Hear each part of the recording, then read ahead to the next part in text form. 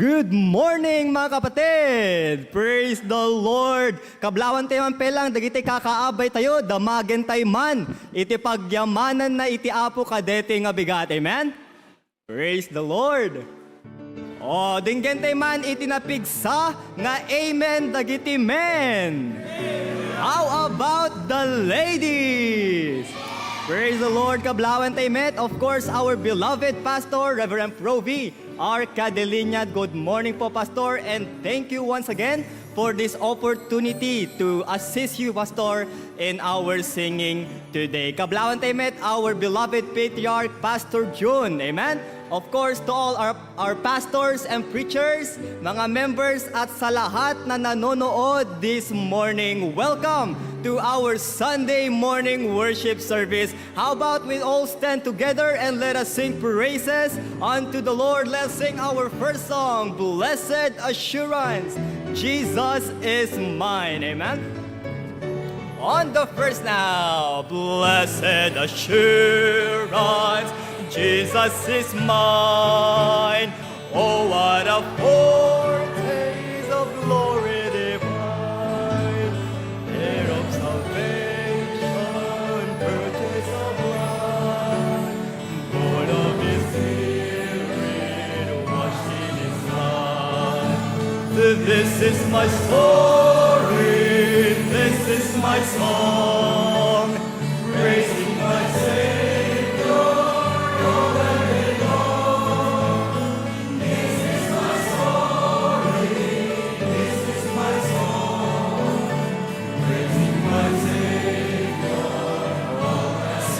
Second verse, perfect submission, perfect delight, visions of rapture, hours on my side. Amen.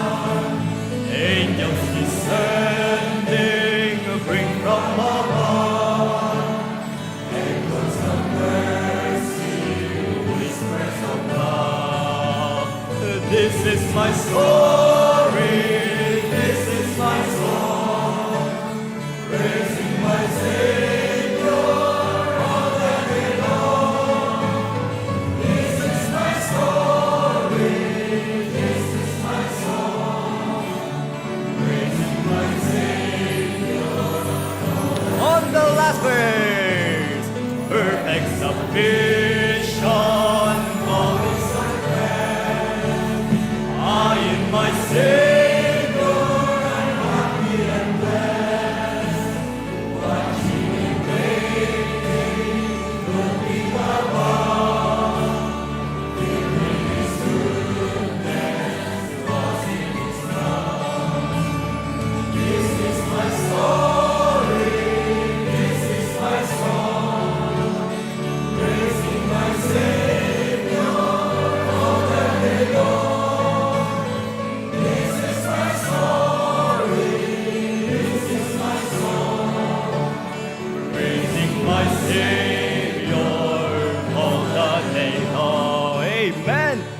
Amin nga naisalakan, say aloud, Amen! Let's say our second song, My Sins Are Gone. Amen? On the first now, you ask me why I'm happy, so understand because my sins are gone. And when I'm in the waters, you ask me where they are, I say, my sins are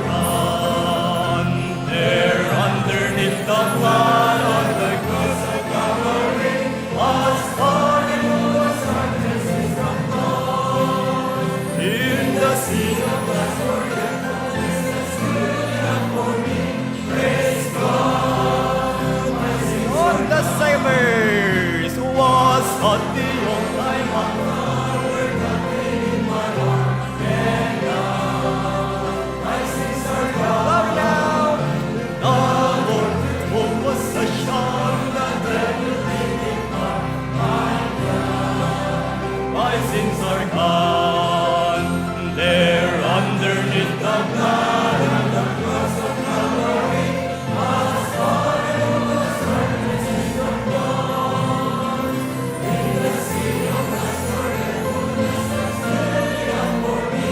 Praise God, my sins are gone. So first, when Satan comes to tempt me and tries to make me down, I say, my sins are gone.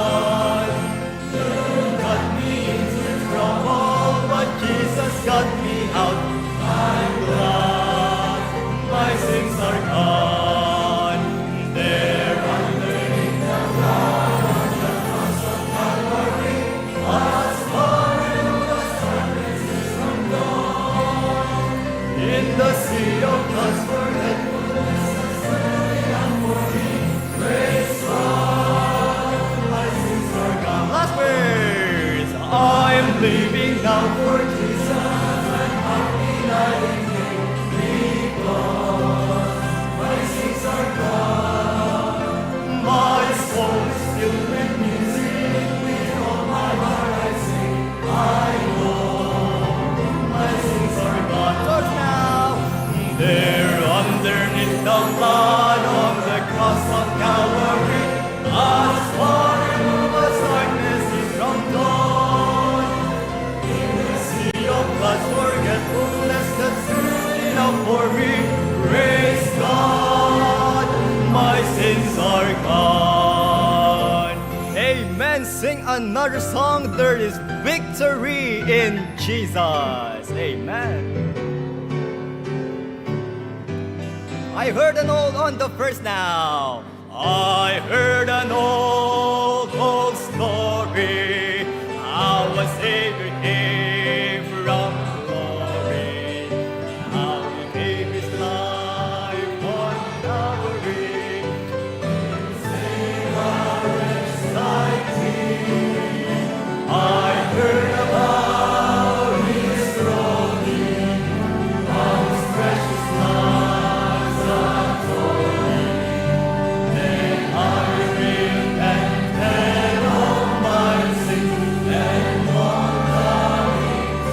Together now, oh victory in Jesus, my Savior forever.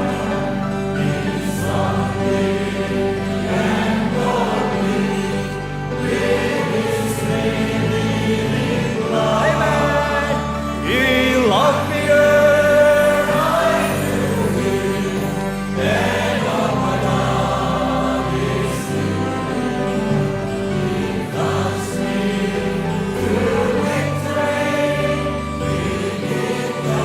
to all the men on the second verse. I heard about this, amen, of His cleansing power revealing, how He made the lame to walk again, and caused the blind to see, amen.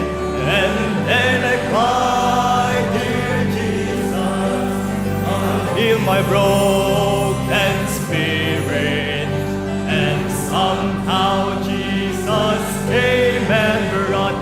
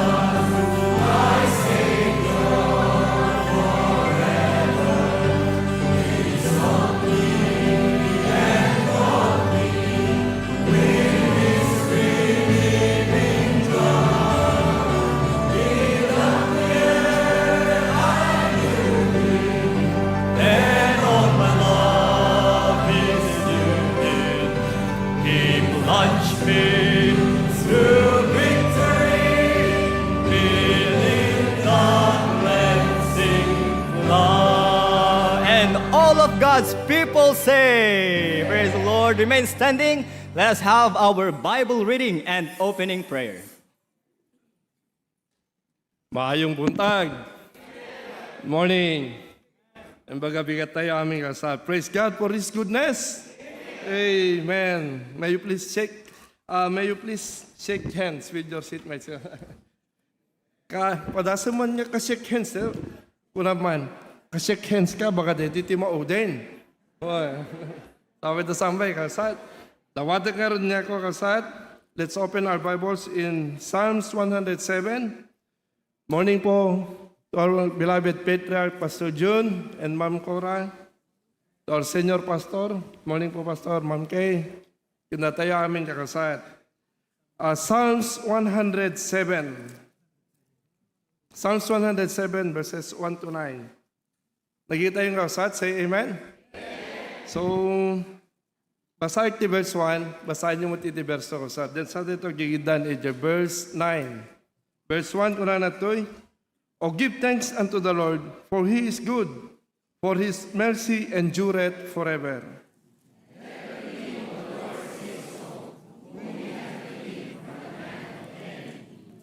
And gather them out of the lands, from the east and from the west, from the north and from the south.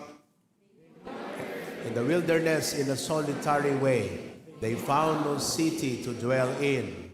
Hungry and thirsty, their soul fainted in them. And they cried unto the Lord in their trouble, and He delivered them out of their distresses. And He led them forth by the right way, that they might go to a city of habitation. Oh, that man would Amen. praise the Lord for His goodness, and for His wonderful works to the children of men. Everybody in verse 9. For For He He satisfieth satisfieth the longing soul, and filleth the hungry soul with goodness. Nagsayatan ti Apo kakasat. Amen. Ado digiti banbalag nga pakarikutan, Yes. yung ti Apo nakasaysayat kakasat. Amen. Dawat nga agdumog tiyo at agkararag tiyo. We thank you so much, Sigan. Anyan Apo nga nagsayat kay ti panagbiag mi. Ado digiti banbalag nga pakaparikutan mi Apo. Ngayon ado digiti banbalag nga pagyamanan mi ken ka. Yes, Lord. Lord, sapel ako mga po, sa bendisyonan ti biyag mi. Ket digiti bibiyag mi Apo, ipaay mi ken ka, nga si bibiyag nga daton. Nga Amen. pagserbi mi ken ka, aging gana ka di Apo, nga alam deti biyag nga pabulon mo kada kami. Yes. Thank you so much, si God. May you please bless our worship service this morning and today. We thank you. All these things you ask in Jesus' name. Amen. Amen. Good morning. Salamat. You may be seated. Happy Thanksgiving Day sa ating lahat. Binabati natin ang lahat ng ating mga bisita. Palakpakan natin sila. Sino po sa inyo ang may mga answered prayers? Taas ang kamay. Grabe, no? God has been good. Again. Sino po sa inyo ang may mga answered prayer? Taas ka ng kamay. Thank God. Okay. Alin? Sige. Praise the Lord. What a blessing to come to the year end. Excited na ba kayo sa ating family conference? Okay. Nakapag-register na ba? Oh. Excited ka pag nakapag-register na. This is only 150 pesos per head. Alam po nyo, ganito, kami ng wife ko, nag-homeschool yung mga anak namin. Every year, we are required to attend a parent seminar. And we pay 500 pesos each just to attend the seminar.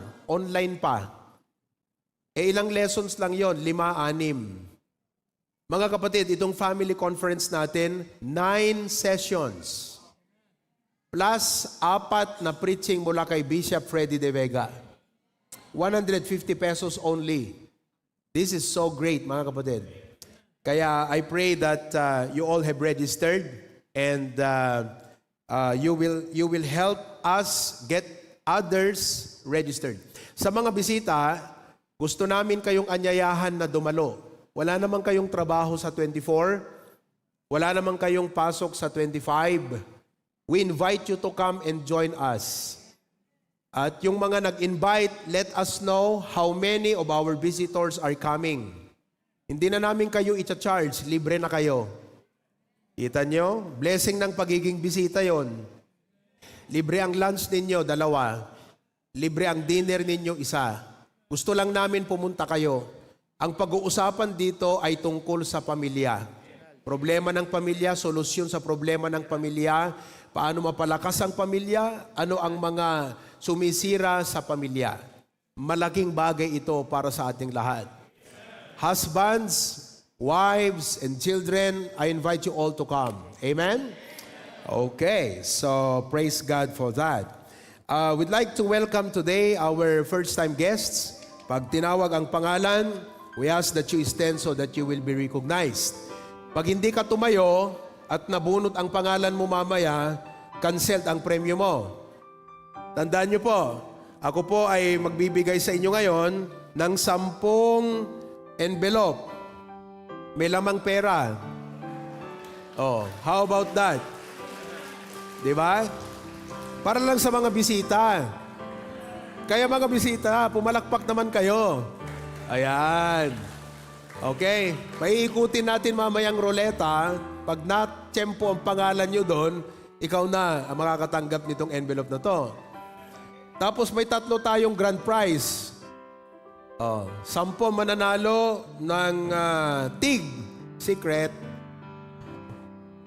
At 3 ang 10 mananalo ng TIG 200 pesos. Okay na ba yung 200 pesos? Parang kulang sa inyo eh. Tapos 3 mananalo ng TIG 500. Okay na ba yan? Ano lang, we just want to be a blessing to you. Our appreciation for you coming today because pwede naman namin sana kayong bigyang lahat, kaya lang hindi kaya. Kaya bunutin na lang natin. Okay? So, let's call in the visitors. Okay? So, una po, pagka natawag, tumayo para ma-recognize. Naulit ko ha, pag hindi tumayo yung bisita, forfeited yung premyo niya pag nabunot ang pangalan. Lee J. Baisa from Pasukin. Hi, Lee J. Good morning. Thank you, Brother Fernan, for inviting him. Kasama mo sa work or kasama sa work? Thank you very much. Welcome to HBBC. Emmanuel Pimentel from Pasukin. Emmanuel. Okay. Thank you, Brother Romel, for inviting. Steven Pasqua from Lawag. Steven. Hi, Steven. Okay, in-invite ni Sis Jane. Saan si Sis Jane? Saan ka? Andun, sa likod. Okay. Jackie Rapal from San Nicolas. Amen. Thank you, Brad Lawrence and Jubal for inviting her. Romel Ravida from Tepang. Brother Romel, ang aga-aga niya kanina, oh. Nagpa-practice yung choir. Dumating, aga. Oo. Second time. Ikaw, sinong mas maaga kay Brad Romel na dumating? Na bisita? Bisita, ha? Taas ang kamay. Sino ang bisita na mas maaga sa kanya? Siyang pinakamaaga? Dahil po sa church na to, ay pinapahalagahan namin ang punctuality o pagiging maaga. Bigyan natin siya ng 500. Kasi Brad, mahalaga sa amin dito ang oras. Kung gaano kahalaga sa trabaho nyo, alas 7, 6:15 nandun na kayo sa trabaho para mag-start ng 7 o'clock. Ganon din dito sa church. Mas matindi pa. Yung mga choir members, 5:30 nandito na. Yung iba, 5 o'clock ng umaga nandito na para mag-practice. So we value, kaya bigyan natin si Brad Romel ng 500. Okay na ba yung Brad? Pambira. Oh, di ba? Oh, saan na si Cristel? Bigyan mo ha. Taas mo yung kamay mo para makita ka. Ayan. Oh, praise God for that. Okay. Julie Apostol from Batak. Julie Apostol, nasan ka? Ay, nandun sa likod. Okay. Ako mabasa din. Sino nag-invite? Cheryl? Cheryl? Sino si Cheryl? Cheryl? Ha? Hindi ko mabasa. Okay. Tricia Reyes. Tricia, morning. Janber Reyes. Ayan. Mary Jane Madariaga. Hi, good morning. Sino nag-invite sa'yo, Ma'am Mary Jane? Sino? Si Romel. Amen. Corazon Magkalas. Ma'am Corazon, kumusta kayo, ma'am? Morning po. In-invite ni Tita Beth. Kapitbahay po natin siya. Palakpakan natin. Barangay Forlang. Salamat po for coming. Okay? Engineer Bernard Reyes. Pakitayo. And family. Okay. Salamat for coming muli, Engineer. Okay. Rolly Sadiri and family. Ayan sila. Larin Pimentel and family. From Nagsanga? Okay. Hindi kita nakalimutan, Brad. Kasi nung last time ka pumunta, nagpipreach ako, nakikita ko na natatouch ka nanuluha ka Sabi ko, bless na bless yung Brad Larin. Thank you, Brad Larin, ha? Okay. Manuel Madariaga and wife. Saan si Mrs. mo, Brad? Ayun. Okay. Stephen Dancel. Good morning, Steph. And Carte Dancel. Magkapatid kayo? Kapsat? Yeah. Ronald Odaundo. Good morning. Okay. Ayan. Kayo pong nasa Zoom, makipagpalakpak kayo dyan, ha? Praise the Lord. Si Clark Gregory. Clark Gregory. From Dingras. Nigel Manuel. Nigel. Okay, good morning, Nigel. Miralex Andres. Okay. IC May. Jenny Pasion. And then, Aristof, Garasinao. Aristof, where are you? Ayun. Aknel, Galasinao. Amen. Thank you, Brad Aknel. From Dingras ka? Yes, thank you for coming. Frances Bitchoso. Frances. Ashley Dichoso. Ashley and Faye Obre Dichoso. Okay. Ayan. Rihanna Almasan. Okay. Blessy Pasqua. Blessy, nasan siya? Ayun. Amen. Giancarlo Pasqua. Okay. Delia Balakit. Delia Balakit. Ayan. Lahat ka ng galing Dingras, pakitayo. If you are from Dingras, outreach. All from Dingras, please stand. Praise the Lord. Okay. Thank you. Be seated. Ayan si Ma'am Dina Delia. Apo, si Ma'am Delia. Ma'am, tumayo ka, Ma'am Delia. Ayan. Kung hindi ako magkamali, 3 times na siyang nag-attend ng Bible study. Right? 3 times. Ayan. Praise God. Thank you, Ma'am Delia. Nandito na bang mga kapatid natin from Sarat? Sarat Outreach? On the way? From Vintar? From Vintar Outreach, pakita yung lahat ng galing Vintar natin. Ayan. Praise the Lord. Okay. From Batak Paway, nandito na sila. Batak Paway. Okay. That's great. Amen. Ma'am, good morning. Okay. Praise God for that. Katawa, ano? Oo. Ano pang outreach ang nandito? Lawag. Yan sila. Okay. Ito, mga Madiladig boys. Madiladig kayo, no? Lucky. From Australia, nandito yung mga pamangkin mo. Madiladig boys. Amen. May be seated. Okay. At nandito rin po ang isa sa mga kapinsan ni Mama, auntie ko. Oh, actually, hindi siya bago sa atin.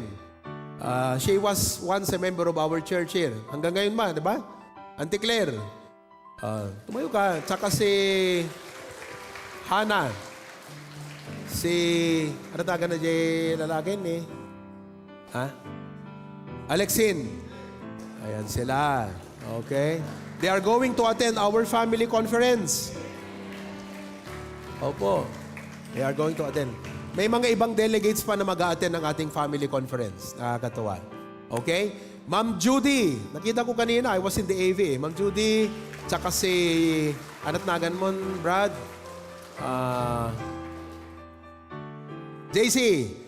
Kapatid po ni Brother Enan. Ma'am Judy, please stand. I had the privilege, si Ma'am Judy, dati po ay, nagtuturo kayo sa MMSU dati? Yeah, nagtuturo po siya sa MMSU dati. Then they moved to Manila, nandun lang kanyang family. I had the privilege one time, I forgot what year was that, but I was had the privilege to personally share to her the gospel. At hindi ko akalain na talagang tinanggap niyang totoo ang Panginoon, ang Ebanghelyo. At kahit bumalik pa sa San Pedro kayo ma'am? Santa Rosa. Kahit bumalik na sila sa Santa Rosa, nagpatuloy po sila sa pananampalataya. Praise God for that. Okay? We also welcome and acknowledge our brothers and sisters in Australia. Good morning sa inyong lahat dyan. Kumusta kayo? Okay. Amen. Mainit na po. Mainit na po sa Australia ngayon. Hindi po siya winter, summer nila. From Apari. Dami nila sa Apari ngayon From Apari. Ayan. Oo. Kung may mga guest tayo, may mga bisita ba tayo dyan sa Apari? Pagkitaas ka ng kamay. Bisita. Taas ang kamay yung mga bisita. First time or second time. Okay. Pakisulat mo ang name nila, Sir Alpier. At include natin mamaya, separate, gumawa kayo ng separate na roleta para sa Apari. Okay? Bigyan natin ng 5 na 200. Okay? Okay ba yun, members? Alright. Praise God for that. And Lasam Cagayan, magandang umaga sa inyong lahat dyan. Amen. Wala namang bisita, no? Wala. Okay. Tugigaraw, do we have the Tugigaraw on board? Praise the Lord. At yung ating mga brethren sa abroad, magandang umaga sa inyong lahat. From California. Ayan. Kung gusto nyong mag-take part sa, ano tawag doon? Yung patambiolo natin, ha? Ninong Rene, mag-message na kayo. Pwede ba nating dagdagan yan? Makakaya mo ng 100 na 500.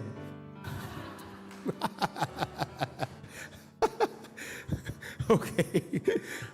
Sabi ng misis niya, okay daw. Wala na siya magagawa. Okay. Rodzin, good morning. Tita Teresa, Tita Annalie from Maui, good morning. Tita Minda and Nanay Josepina. Nanay Marlene, Nanay Marlene, good morning. Tita Puring, okay. Si Pipo, not yan. Yung ating mga nasa Hong Kong, magandang umaga sa inyong lahat. I'm so glad, Brother Mark, nakarating na pala kayo ng Pilipinas. Ayan, first time ko makita ang baby nyo. Si Brother Mark po, member natin sa Australia. So, mag-a-attend yan sa family conference. Palakpakan nyo. Mark, wala ka nang kawala, ha? Pinalakpakan ka na namin. Kailangan kayong pumunta rito sa family conference, ha? We'll take care of you. Kayong mag-alala. Huwag nyo nang isipin ng hotel nyo, pagkain nyo. Bahala na kami sa inyo. Bahala na kami sa inyo. Alright. Praise God for that. Did I miss anyone? May na-miss ba tayo? Bisita? First time? Wala? We are so glad you're here. We're so glad you're here.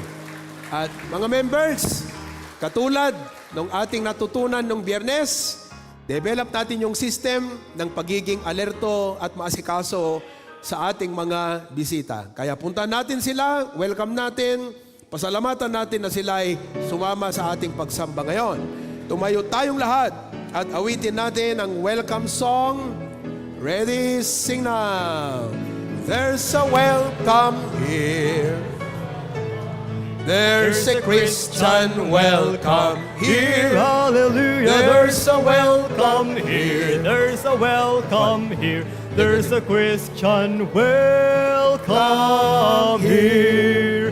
There's a welcome here. There's a welcome here. There's a Christian welcome here. Hallelujah. There's a welcome here. There's a welcome here. There's a Christian welcome here. There's a welcome here. There's a welcome here. There's a Christian welcome here. Hallelujah. There's a welcome here. There's a welcome here. There's a Christian welcome here. Gusto ko ring batiin si Brother Rico and Sister Rosel. Although po malayo sila at online, but they are with us from Wagga Wagga, New South Wales, Australia. Preacher Glenn is with us as well. Good morning. Sir Willie Marquez, good morning sa inyo po. At glad you're here, Sister Cheryl Sao. Sino pa? Si Ma'am Marites na nasa ospital. Ipanalangin po natin siya. Okay? May mga kapatid tayong nasa ospital. Si Ma'am Marites, si Ana Ross, at yung kanyang baby nasa ospital pa rin sila. Pag-pray natin. Sino po sa inyo nakakita nung pinost kong prayer request kahapon sa group chat? Ayan, 5 yon. Una, pag-pray natin, umupo muna kayo. Umupo muna. Si Sister Lynn, yung wife ni Brad Ray, namatay na po yung father niya. Nasa Visayas po ngayon. Visayas pa, Mindanao? Ha? Ay, Davao. Ay, Palawan. Oo. Oh, sorry naman. Palawan. Tapos yung father ni Brother Darrell Magaway ay kinuha na rin ng Panginoon. We just thank God na bago po sila kinuha ng Panginoon o nawalan ng hininga, na i-confirm po ang salvation sa kanila. Kaya thank God they are now in the presence of the Lord. Pangalawa, si Brother Ryan Duldulao, elevated ang kanyang sugar. So, number 3, yung ating family conference preparation. Number 4, yung ating Thanksgiving Sunday ngayon. Tapos, yung ating National Baptist Day sa January. I now declare that January 8, we are going to celebrate the National Baptist Day. And I praise God. Thank you for praying for your pastor. Sapagkat nakipag-ugnayan po ako sa mga pastors who are leaders of pastors here in Ilocos Norte. At nag-confirm na po sila, ngayong Martes, there is another group of Baptist pastors I am going to meet. Okay? And we hope to hold the event sa SM City Lawag. Okay? Yeah. So we hope to gather hundreds of Baptist members. All of us ay dapat nandun. Okay? We are now convening a choir. Hopefully, makaabot tayo ng 200 voice choir. Very practical po ang SM. Number 1, walang problema sa parking. Number 2, publicity. Hindi naman sa gusto nating maging popular, pero gusto nating maipakilala ang Panginoon sa kanila. Kaya we are going to hold the National Baptist Day on January 8. Huwebes po yan, ng gabi. Amen? So we'll have pastors stand on the platform and greet all the Baptist people in Ilocos Norte. And hopefully, yung pastor niyo po ang mag-share ng gospel. And we hope the governor will be able to come. Kaya this week, pag-pray niyo po na ma-meet namin si Governor Cecilia Araneta, and hand over the invitation to her and invite her to come. Please do pray that God will make a way for her to come. She should come. Siya po ang parang nanay ng probinsya at ang mga Baptist sa probinsyang ito ang magtitipon. Her presence will be a great honor and a blessing to us at the same time. So pray that the governor will come. Amen ba mga kapatid? Maybe we will also invite the mayor of Lawag City. Si Mayor Alcid. Ipag-pray niyo po yan, ha? Amen? So it's really a big event. It's not really easy, but I praise God for that. Alright? So yan po ang mga prayer requests natin. Buhay pa kayo? Ready na ba kayo sa Word of God? Okay, tumaytayong lahat. The kids are very excited to come. Let us sing that song, Dakilang Katapatan. Alright? Dakilang Katapatan.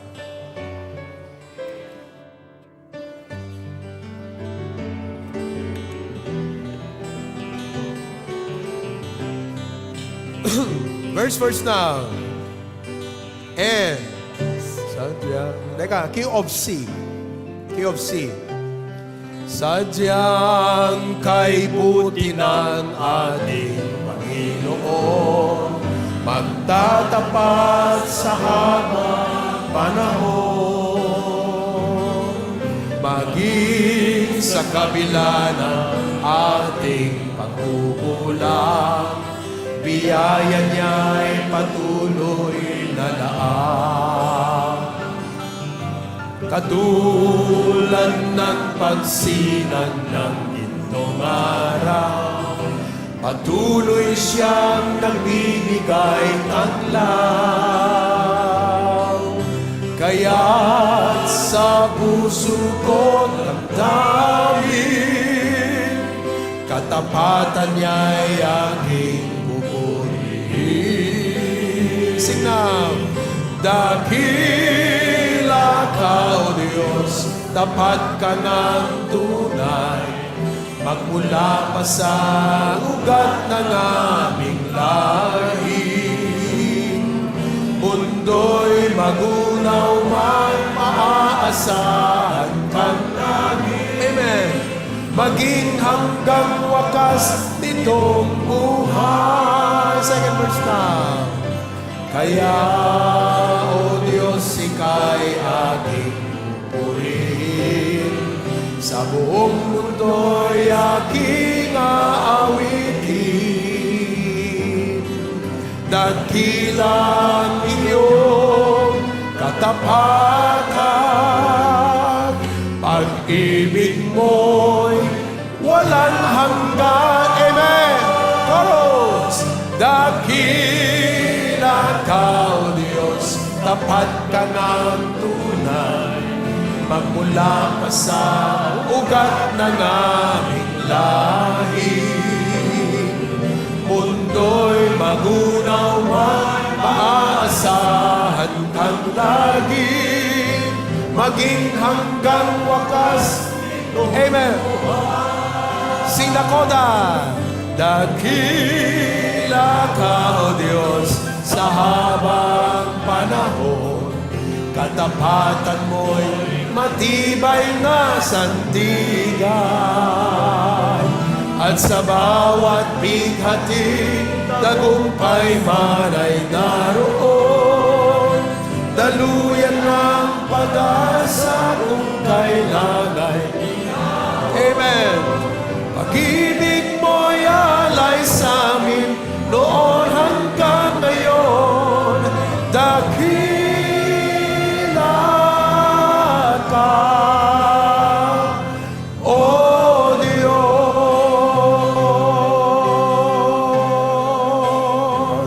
You may be seated now. Thank you very much. Okay, be blessed by the kids choir.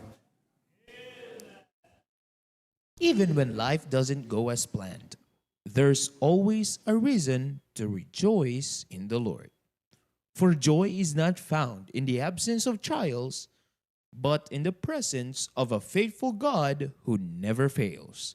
In every high and low, let us continue to find gladness in His goodness and strength in His promises.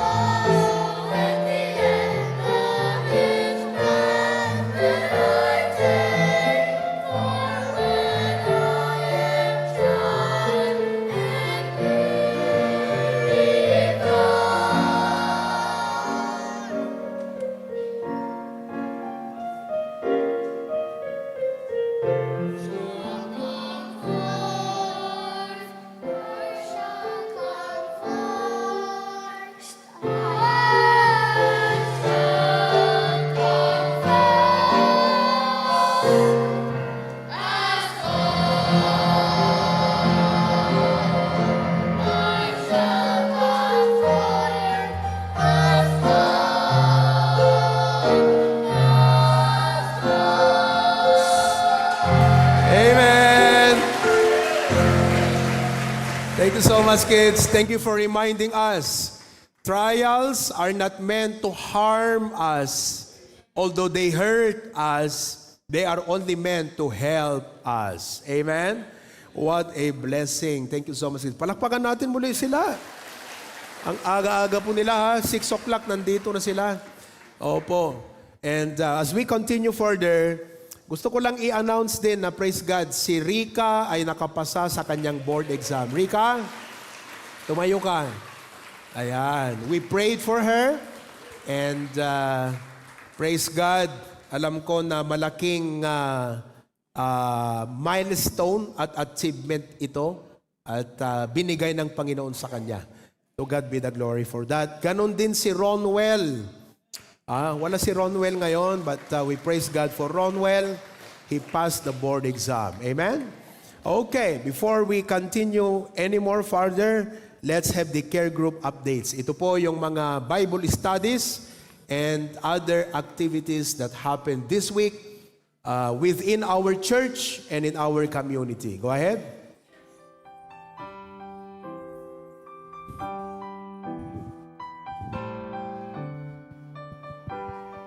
This past week, we witnessed once again how God's light continues to shine through our church family. In every prayer lifted, every gospel shared, and every life touched, His presence was clearly at work. As these photos appear, let us rejoice together, grateful that we are privileged to labor side by side in His vineyard. God's Word continued to reach hearts through our outreaches, homes, and online gatherings throughout the week. On Monday, Pastor Dennis Calillo represented our senior pastor, Pastor Provi, as he ministered online to 9 brethren from De La Sam and Apari outreaches. On Tuesday, the Sarat outreach gathered for worship and Bible study under the leadership of Pastor Provi with 14 in attendance. Also on Tuesday, Brother Ryan Duldula of the Vintar Outreach stood in for our senior pastor and faithfully led members and visitors in studying God's Word. Last Wednesday, our Australia Outreach joined an online Bible study with Pastor Provi, bringing together 27 attendees, united in worship and learning. That same day, Pastor Bear led a reverent, spirit-filled prayer meeting for the city of Batak Poway Outreach. On Thursday, the Dingras Outreach was blessed with an encouraging Bible study. Simultaneously, Pastor Dennis ministered to the Sanchez Mira Outreach, strengthening 25 brethren, including 2 first-time guests through the Word of God. And last Friday, Pastor Provi conducted a combined online Bible study attended by brethren from Hong Kong, Singapore, UAE, and Canada. One message reaching across nations. The young hearts of Hosanna Academy continue to be nurtured in the love and knowledge of Jesus Christ. This week, they gathered for their year-end Thanksgiving, where they were reminded that every good and perfect gift comes from above. Through joyful activities, warm fellowship, and songs of praise, the children learned the importance of gratitude and giving thanks to God in all things. At the same time, the Claveria congregation also held a special children's gathering where 15 kids were blessed and filled with joy through games, fellowship, and the sharing of God's love. Let us continue to pray that these young hearts will grow in grace and in their walk with the Lord. The joy of serving the Lord was evident among our young people during their fellowship on December 19 at the HBBC City of Batak Poway Outreach Fellowship Center. It was truly a blessing to see the youth being trained, strengthened, and equipped as future servants of God. The day was filled with fellowship, fun, food, and preaching in the Cagayan Valley. the Claveria Congregation and Sanchez Mira Outreach held a joint Young People's Fellowship, strengthening unity and encouraging one another in faith.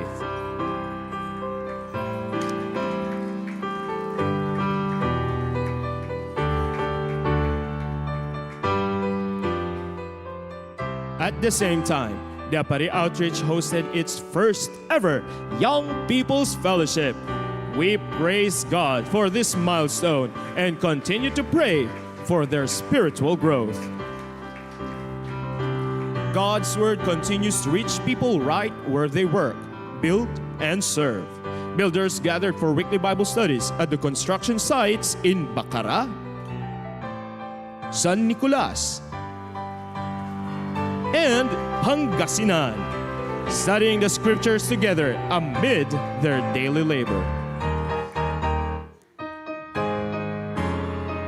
In offices, the week began with a Monday Bible devotion, including a gathering at Motor City, Lasam, reminding us that God's Word speaks powerfully in every workplace. The Lord opened special doors for ministry through various year-end Thanksgiving programs this week. Last Monday, Preacher Alfier shared a Bible devotion with the barangay officials of Barangay New Orleans, Lasam, Cagayan. Last Tuesday, Pastor Dennis shared God's Word with the PNP Claveria personnel during their year-end program. Also that day, Preacher Alfier ministered to the PNP Lasam personnel during their year-end gathering. And last Thursday, Pastor Dennis was invited to pray and share God's Word during the year-end evaluation program of the Claveria Legislative Office, attended by the Honorable Mayor and Vice Mayor, SB members, and all barangay captains of the municipality. The Lord continues to raise men who will faithfully proclaim Jesus Christ. On Monday night, our senior pastor taught the preacher's class, sharing practical instructions on scripture reading, prayer, and effective communication. He also gave helpful guidance on serving as an MC in Bible studies, integrating principles of public speaking. The class was reminded that regardless of temperament, God can use anyone who is willing to serve Him. Last Friday's team meeting reminded us of the importance of people and relationships in ministry. We were encouraged to communicate with the right approach, to bridge gaps, and continually develop healthy communication skills, guided by the CARE principle. Truly, we thank God for a pastor who continually trains, equips, advances, and mentors us with a genuine shepherd's heart. When hearts are united and hands are joined in service, God's work moves forward with strength and purpose. In the main sanctuary, believers of all ages faithfully proclaimed God's word and lived out His love.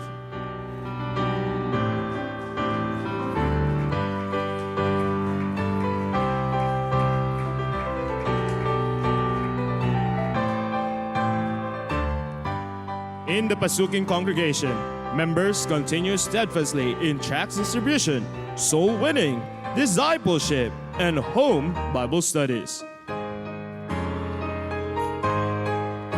In the Lawag City congregation, committed believers reach nearby communities with the message of hope. In the City of Batak-Pawe Outreach, servants remain faithful to the call of the gospel. In the Dingras Outreach, believers persevere and grow stronger in faith and devotion.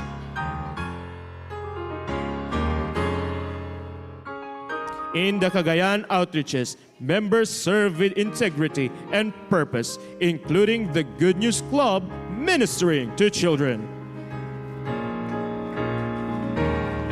In the Hawaii congregation, the steadfast love of the Lord is beautifully reflected through members who continually show compassion to one another. In the Australia outreach, God's word and love continue to reach new corners of Australia as members boldly embraced the call to shine His light when they went to Wagga Wagga and Sydney, New South Wales, and Canberra, Australian Capital Territory. Let us pray that the seeds were planted will bear fruit in God's perfect time.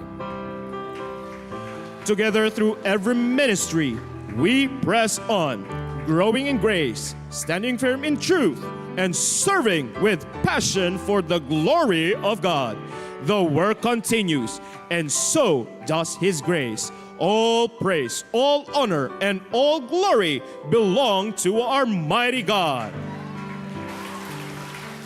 Praise God, praise God. Everybody say, praise God.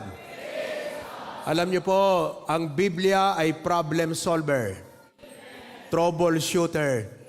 And we praise God that we could bring the Bible to the communities, to the workplaces, and to the homes of people who open their doors and open their hearts to receive the living Word of God.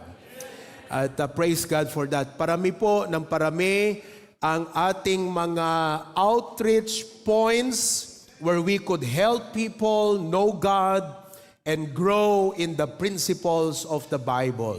Praise God for that. At isa po sa mga ministries ko, every first Monday of the month is the LGU of Pasukin, headed by Honorable Robert Aguinaldo. Opo, kada Lunes po yan, under his leadership and the initiative of the Sangguniang Bayan, your pastor has been given a responsibility to help and be a blessing sa ating mga LGU, government officials, and employees of Pasukin. Excited nga ako ngayong January. I actually prepared a message. Ang title is The 3 Character Traits of a Public Servant. Excited po ako na i-share yan. And sabi ko, let's invite Mayor Robert to come and attend our Thanksgiving Sunday on December 21. And I praise God that his beloved wife, Ma'am Ethelyn Aguinaldo, came today. Ma'am, please stand. Mayora. Yan po. Okay? She's the wife of Honorable Robert Aguinaldo.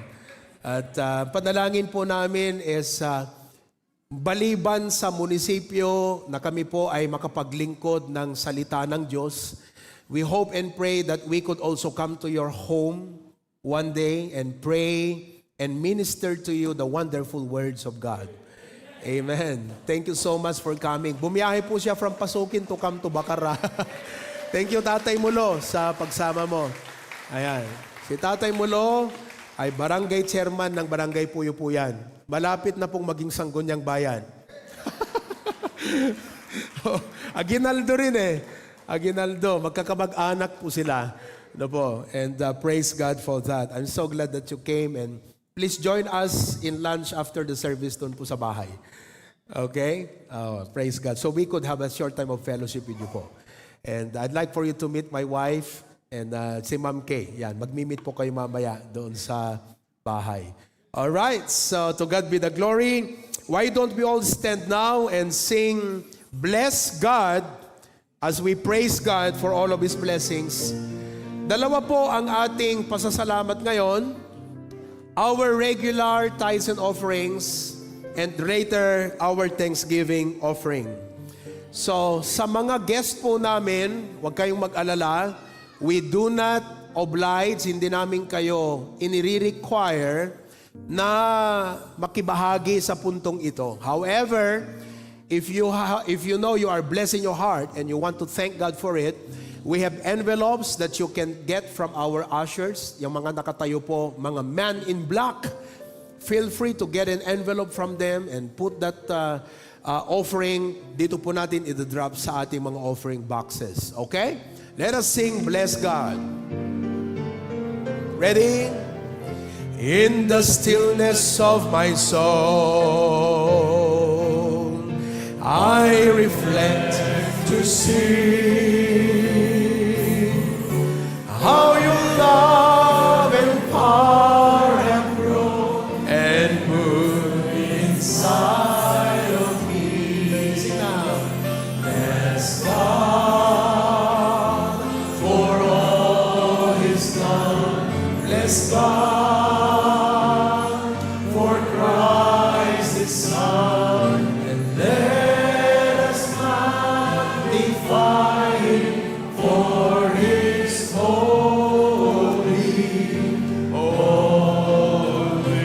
one voice in unity, one voice, oh praise to Thee, with hearts of love and worship we will sing. Bless God. Second verse, everybody.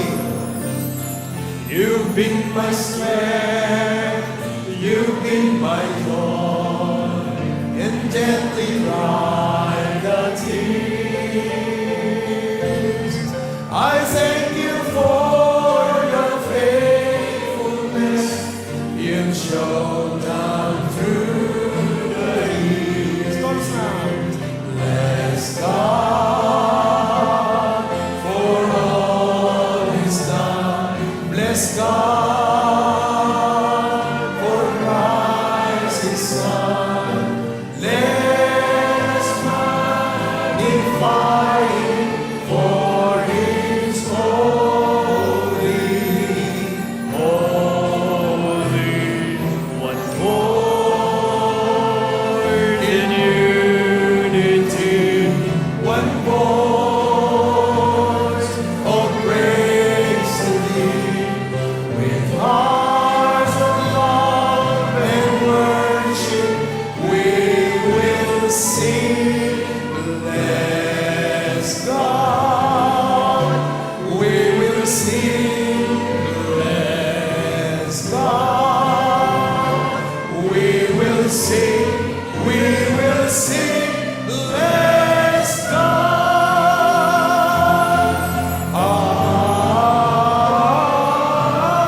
Amen.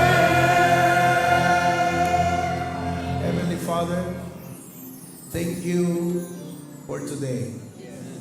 Naabot na danon mi ampo dating aldaw. Gapo tariniing na kami ket pinaraburan na kamti barong abya. Maraming salamat Panginoon sa lahat ng mga pagpapala, provision, your intervention for protecting and for guiding us, Lord. Lord, we come to the year end, the end of the year. But your grace will never be ending because they will never end. Your mercies are new every morning. Great is thy faithfulness. We come to this part, Lord, that what you have taught us, ang itinuro po nyo sa amin, na sa lahat ng mga pagpapala, ito man ay sa time, sa talents or treasure, natuto po kaming mag-render sa inyo. We have learned to render our time to you. No matter how busy the week goes, Sunday will be our non-negotiable. We will always come to be with the church to worship you, O God. We were taught to render our talents, na kung anumang binigay mong skill at abilidad sa amin, ay gamitin namin ito para papurihan ka. We were also taught to render our treasures, big or small, nanggaling lahat sa iyo, at tinuruan mo kami na mag-render ng aming mga tithes and offerings sa iyo. Kaya't ngayon ay aming ipagkakaloob ang aming mga tithes and offerings. I pray that you bless the giver and also the giver. May I add that we pray that you bless our men and women in government. We thank you for pasukin Honorable Robert, whose heart is very open, dear Lord. Not only to the word, but his heart is open for the employees of the LGU. Kaya't bawat Lunes, unang Lunes ng buwan, your servant would go and minister the word of God to them. I thank you, Lord, that his beloved wife, Ma'am Ethel, is with us today to join us in this Thanksgiving Day. I pray that you bless them and their family. For their son, who also is the vice mayor of the town. Bless them, Lord. In Christ's name we pray. Amen. Thank you very much, and you may now be seated. God bless you as you give.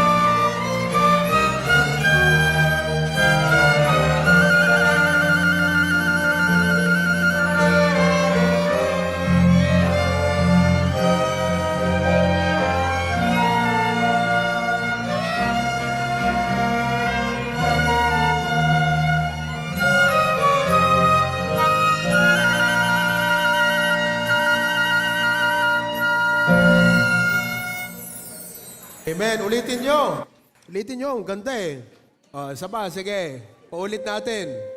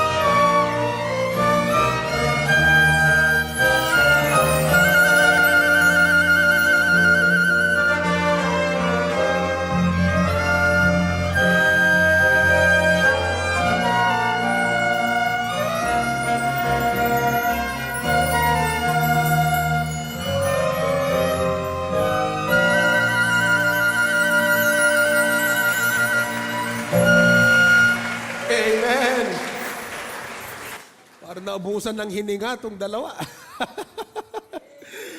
Wonderful. Thank you so much, kids. Let's all stand together at awitin po natin yung My Tribute. Before the choir comes, My Tribute, our tribute to God. Amen. Thank you, young people, for your love gift. Bigyan ng love gift ang young people sa akin for preaching to them twice last Friday. Praise God. How can I say thanks for the things that you have done for me? Things so undeserved, yet you gave to prove your love for me. The voices of a million angels could not express my gratitude. All that I am and all I ought to be, I owe it all to Thee. To God be the glory. To God be the glory. To God be the glory for the things He hath done. With His blood He has saved me. With His power He has raised me. To God be the glory for the things He hath done. Just let me live my life. Let it be pleasing, Lord, to Thee. And if I gain any praise, let it go to Calvary. With His blood He has saved me. With His power He has raised. Go on now. To God be the glory for the things He has done. Thank you very much. Be seated. Courage and faith carried us through every battle. Like warriors of the Lord, we stand strong in His promises. Let us lift our hearts in praise for victory through Him.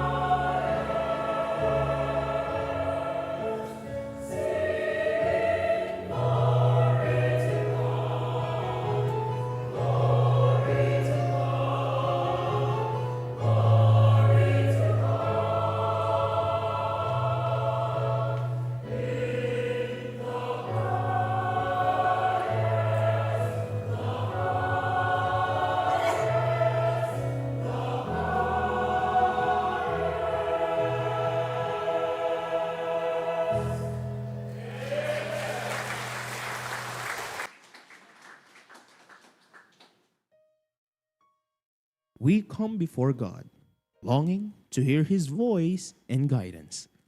We ask Him to speak into our hearts through His Word. May His truth fill us with wisdom, strength, and peace. Let us respond in faith and worship, giving thanks for His constant presence.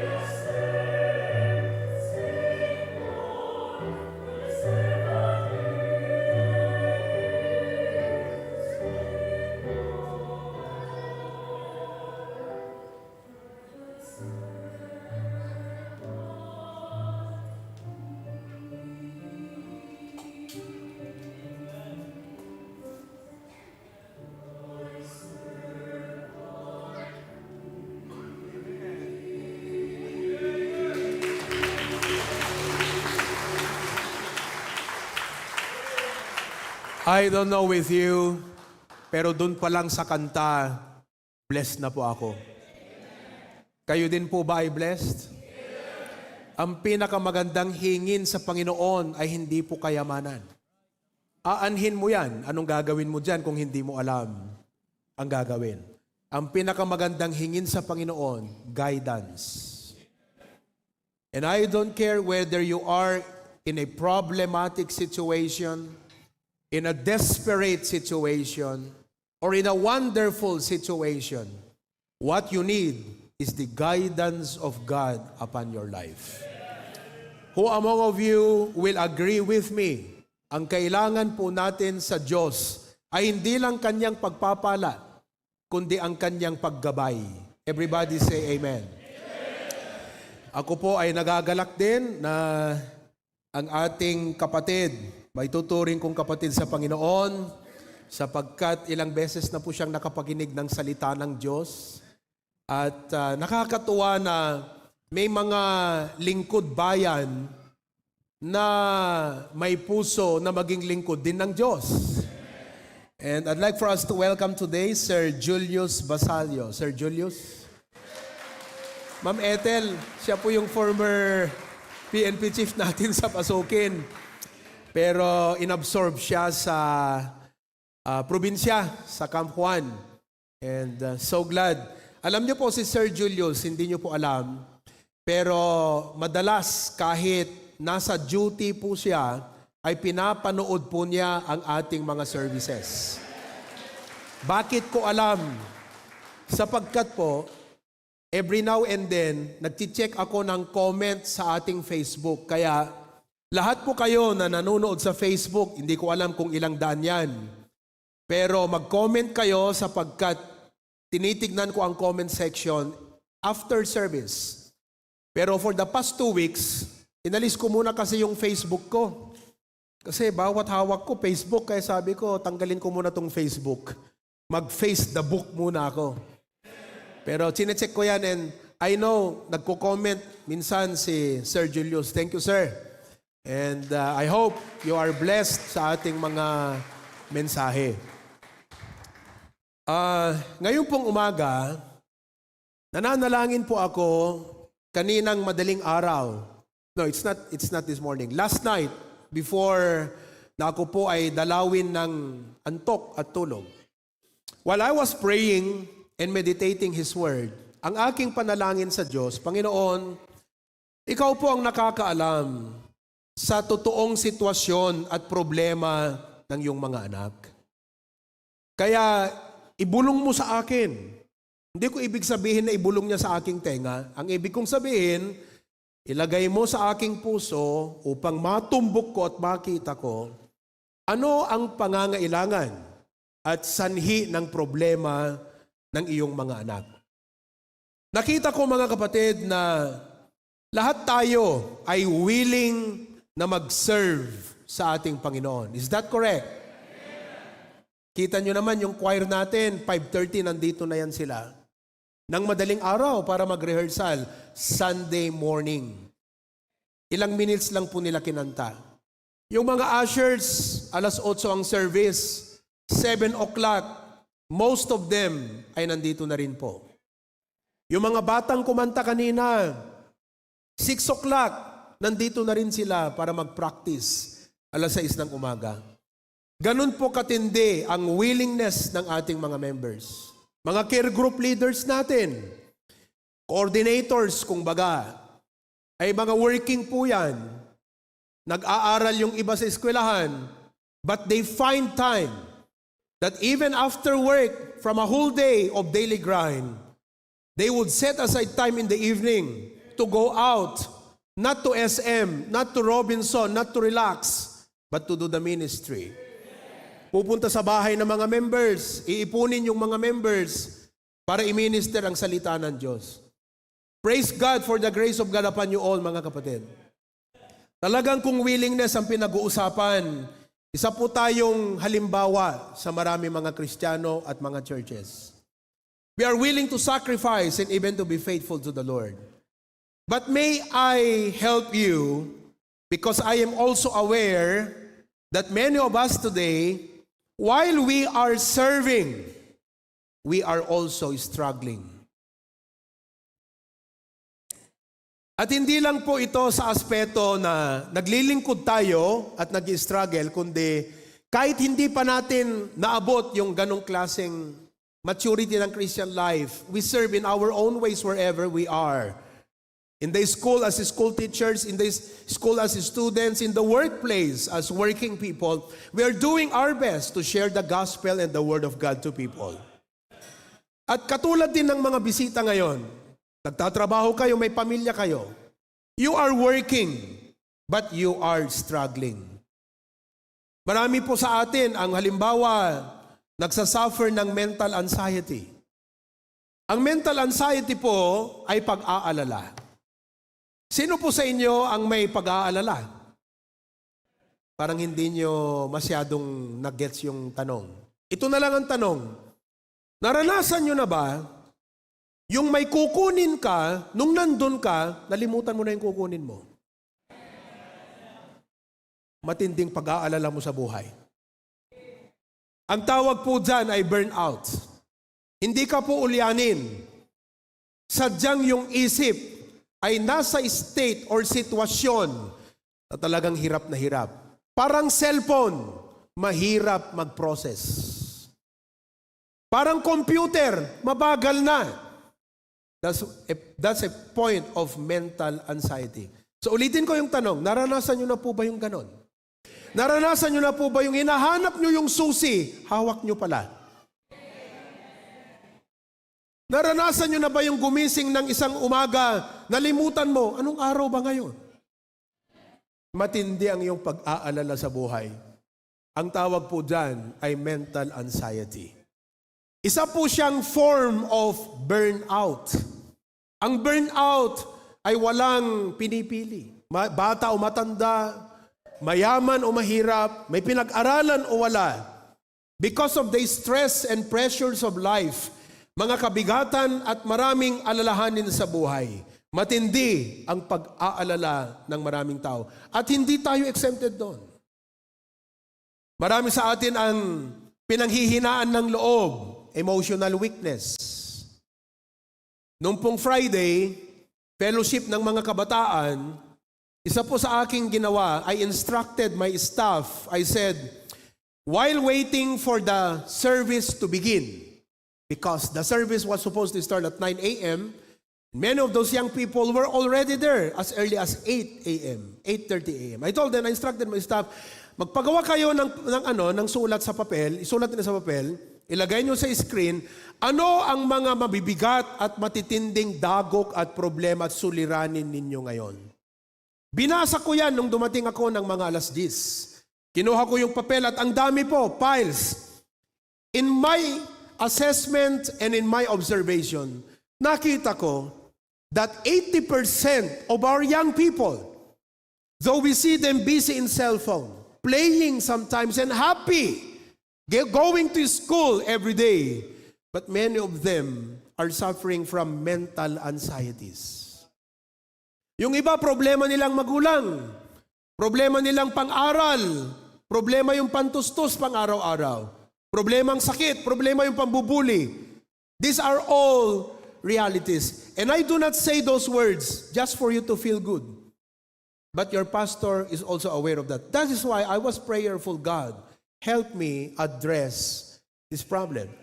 Because our members are serving you. Our people are willing to sacrifice, but they are struggling. And may I tell you today that your struggle is not about money, whether you have money or not. Your struggle is not about your job. Your real struggle is the condition of the mind. Sapagkat po kahit marami kang problema, if the mind is right, nothing to worry. Pero kahit marami kang pera, komportable ang buhay, pero mahina na ang ating emosyon at ang ating isip, wala pong maganda sa atin. May I tell you this reality of life, that the state of mind determines the quality of your life. The state of mind determines the quality of your life. Ibig pong sabihin, ang magandang kalidad ng buhay, masasabi nyo ba na magandang kalidad ng buhay nyo? Tingnan nyo po ang marami sa atin. Wala kang hahanapin, may trabaho tayo. Maganda ang posisyon. Maganda rin ang kinikita sa mga nagnenegosyo. Marami po tayong mga negosyante rito. Amen? Nagtitinda, nagbabuy and sell, nagluluto, at nagpo-provide ng serbisyo at produkto sa maraming mga tao. Okay naman, sa biyahe ng Panginoon. No daduma mayati, dawiti ipon, no daduma awambat. Aya, anzibik. Pero wala kayong hanapin sa buhay ninyo, sa ating sitwasyon mga kapatid. But are you really experiencing quality of life? Would you be able to say that you're experiencing quality? Maybe you say, I'm happy because we have a house, we have a car. No, you're not referring to quality. You're referring to quantity. You're just stating what you have, but you are not telling what you are experiencing. Because mga kapatid, hindi po nagpapahiwatig na pag ang isang tao ay may magandang trabaho, maayos ang buhay, komportable ang tulugan, aircon, makapal ang kutson, malinis at maganda ang mga pangyayari sa buhay, hindi ibig sabihin that he is experiencing a good quality of life. Because the quality of life, I repeat, is never determined about the quantity of life, but it always about the state of the mind.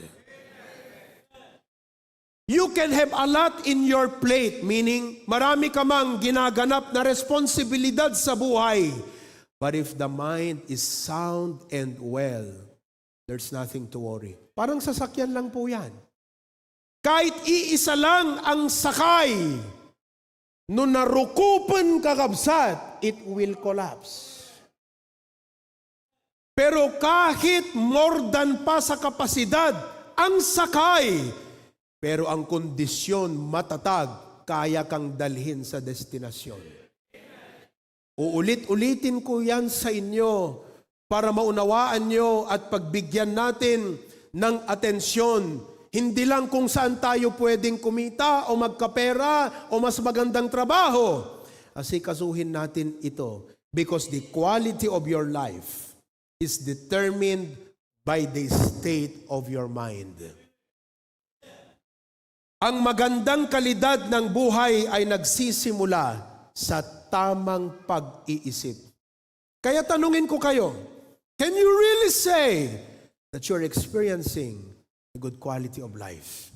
Pastor, hindi kasi may sakit ako. Hindi po yung sakit ang dahilan kung bakit hindi quality ang buhay mo. Ito. Pastor, wala akong kapera-pera ngayon. Hindi rin po sa walang kapera-pera. Nauunawaan natin na pag walang pera ang tao, talaga mapulkukan. Sino kada kayo ti awan makukwarta na itay-itay naman ti iman. Ngam kita jay tao, tingnan mo, kahit walang masyadong kapera-pera, pero nasa tamang pag-iisip, which I will discuss about that today, he will experience quality of life. So now, do you all agree? Are we all together? Tama ba? Na nagsisimula ang magandang kalidad ng buhay sa tamang pag-iisip. If you agree, say aloud, Amen. Kaya po ngayon ay aking ibubukas sa inyo kung ano ang nagpapaganda sa kalidad ng pag-iisip ng isang tao. Lalong-lalo na sa ating mga nagsisilbi sa Panginoon. Let's open our Bibles to Psalms 119 verse 49. Psalms 119 verse number 49. Sabi po sa Ingles, remember the word unto thy servant upon which thou hast caused me to hope. Yan po ang linya sa Biblia na nais ko pong talakayin at ituro sa inyo. Remember the word unto thy servant upon which thou hast caused me to hope. Sa Ilocano po, ganito ang sabi, laglagipem ti saom, ito'y adipen mo, gaputa isuda iti pinangnam na maak. I would like for you to realize that the key, ang susi sa magandang klase ng pag-iisip at tamang pag-iisip ay nakalagay po doon sa verse, the word is hope. Hindi po ito yung sigarilyo na hope. Ito po'y pag-asa sa isip. Alam niyo po kasi, no matter how desperate your situation is, no matter how troubled your life is, no matter how overwhelming your needs and responsibilities are, when you are a man with hope, you are strong. Because hope is like an anchor. Everybody say the word anchor. Ang barko, gaano man kalaki, ay may angkla. Once it docks, parang halimbawa po yung bangka, pag nagdock po yan, ibababa yung angkla. And it doesn't matter how strong the wind, hindi po mapupunta yung bangka sa kung hindi dapat siya sapagkat nakaangkla. And many times, we go to here and there and everywhere else where we should not be going. Why? Because we were not anchored in a hope. That's how hope works. It works like an anchor. Do you all understand? Ang hope, mga kapatid, ay parang gasolina rin. Ang sasakyan, kahit maganda, mahal, pag walang gasolina, walang magtutulak sa kanya. Ikaw ang magtutulak. The same is true with life. When you are not ruled by hope, when you are not fueled by hope, ikaw ang nagtutulak ng buhay mo instead na ang pag-asa ang tumutulak sa'yo. Yung bang when you wake up in the morning, ikaw, it's your positive mindset that everything will be well, I can do this. You keep telling yourself that you can. Don't you realize you're the one pushing yourself when it should be hope that fuels you up? That you wake up in the morning and say, God, I claim your promise, and today will be a great day because of your promise. And I'm going to work, and I'm going to do things, and I'm going to face my problems. I have these needs today, but I have hope. It is hope that will push you, and not you just pushing yourself forward. Are you following now? So ngayon po, sa maikling verse na ito, basahin nga natin muli, everybody read. Remember the word unto thy servant, upon which thou hast caused me to have hope. I just want you to notice 4 things. Hindi ko pa tatagalin yan kasi meron akong gustong i-apply sa inyo mamaya. There are 4 important aspects I would like for you to notice in the verse. Number 1 is the Lord. The Lord. Hindi nyo po makita yung word na Lord doon sa verse, pero ang kausap nung sumulat ng psalmistang ito is the Lord. Pangalawa na gusto kong makita nyo, His servant. Sabi niya, remember the word. Pakibigay ulit yung verse. Remember the word unto thy servant. So una, the Lord. Pangalawa, thy servant. Pangatlo po, the servant situation. Simple lang. My Lord, servant, yung kanyang sitwasyon. Okay? Number 4, what caused him to hope. What caused him to hope? So there is the Lord, the servant, the situation, and what caused him to hope. Now, you have the Lord. You are His servant. But what is causing you to hope? What causes you? What fuels you up every day to say, Lord, I don't care how difficult the problem is, I'll continue to serve you because you have hope. What causes you to hope? Okay? So we'll take them one by one shortly. Maikli lang. Kasi meron po akong gustong i-point out sa inyo ngayong umaga. Pakisabi mo ko sa katabi mo, oh, makinig ka maayos. Makinig ka maayos. Amen? Okay. Una, the Lord. Ganito po kasi, Panginoon, yung kanyang lingkod, tayo yon naglilingkod. May sitwasyon siya, pero meron siyang sinisingil sa Panginoon. At yun yung kanyang pag-asa na pinangako ng Diyos sa kanya. Ngayon, pagdating po dito sa Lord, ang dapat makita nyo, kasi sabi niya, remember, the Lord, sabi niya, remember. Nakakalimot ba ang Diyos? Pero bakit sinabi niya, Panginoon, remember? Parang nagpapaalala. Panginoon, yung pinangako mo, pinapaalala ko lang. Are you following?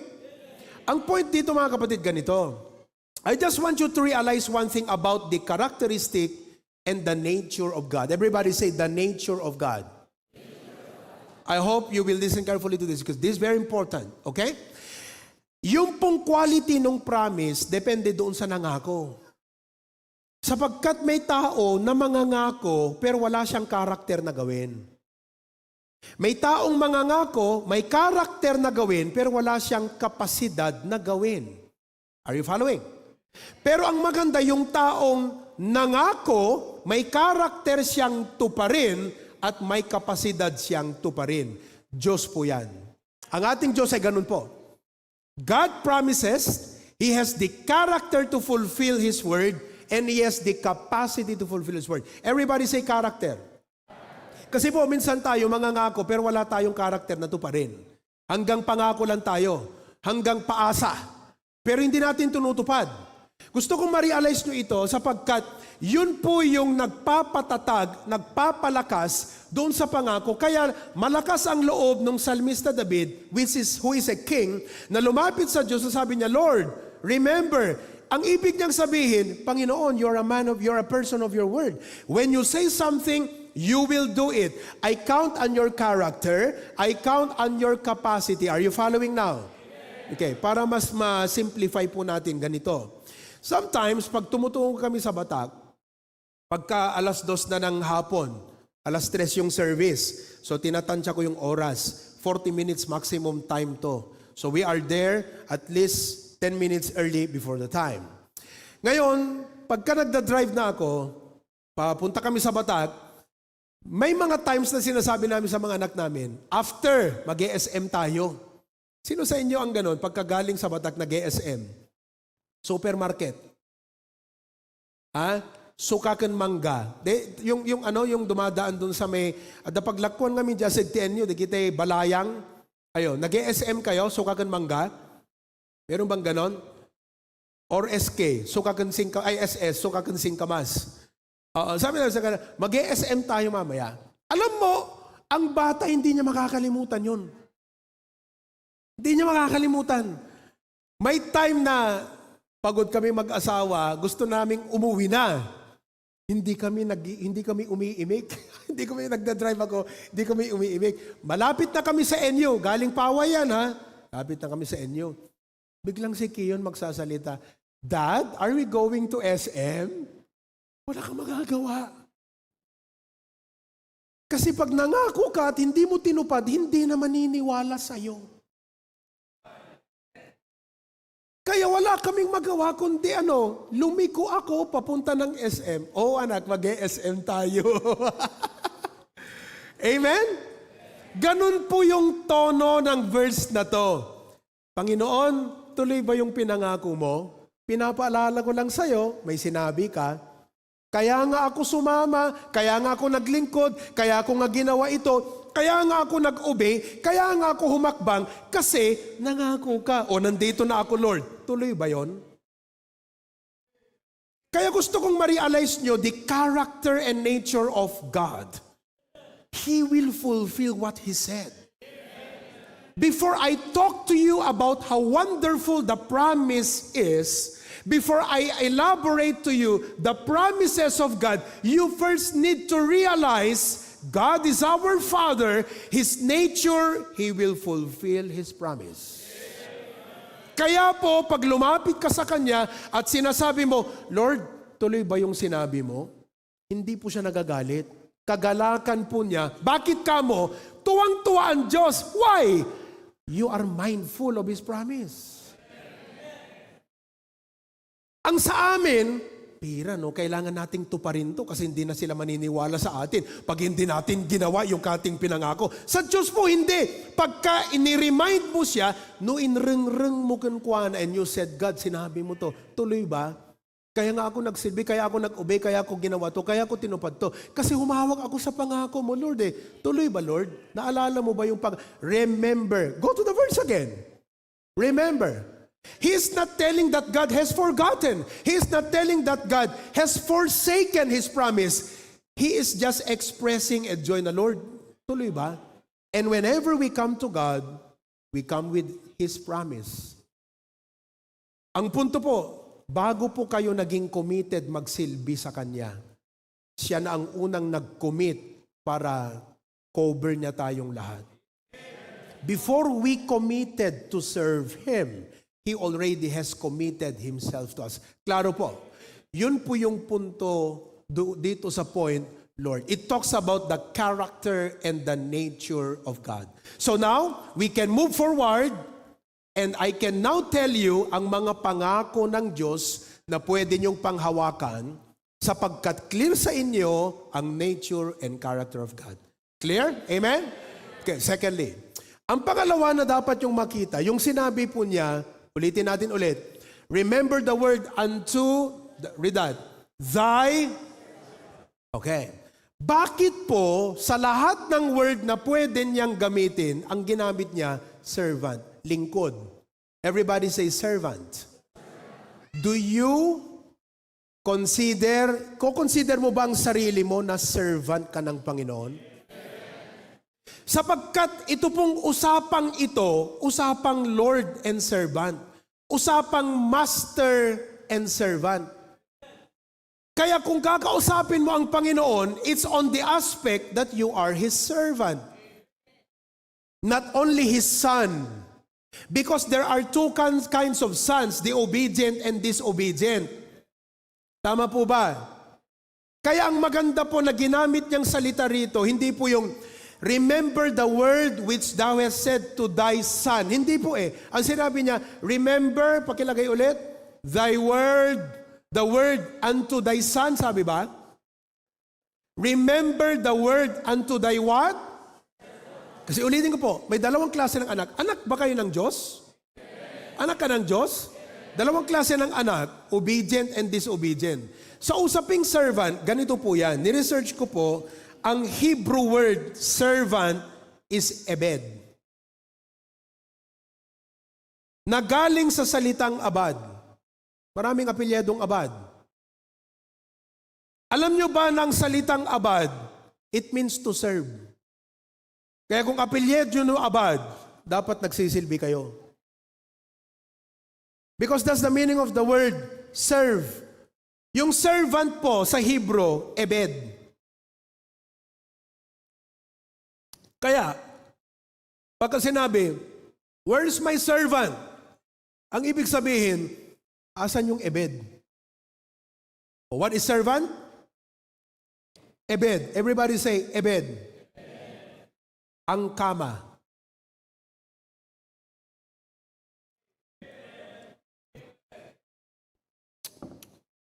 Pinapangiti ko lang kayo.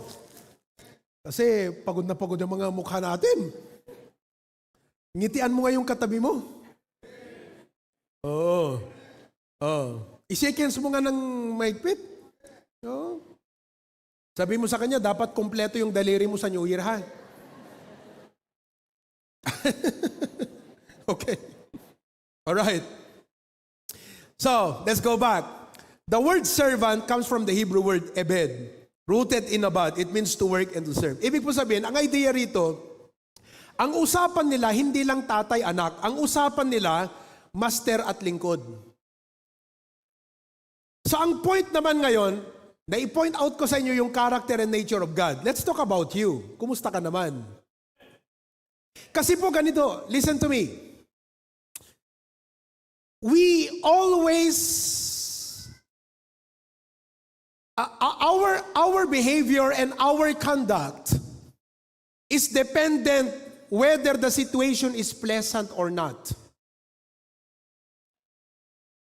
Bukan nating Tagalogin. Minsan ang ating pananaw sa quality of life, nakadepende whether the situation is pleasant. Ano yung pleasant sa Tagalog? Kaya-aya. Are you there? Halimbawa, grabe, yung kamag-anak namin sa US, padala ng balikbayan box. Wow! Blessing, ang saya ng buhay. Tapos sabay-sabay ang buong pamilya magbubukas. O may laruan, may mga damit, may spam, may chocolates. Ang dami. Ang saya-saya. Paano yung mga walang pakete?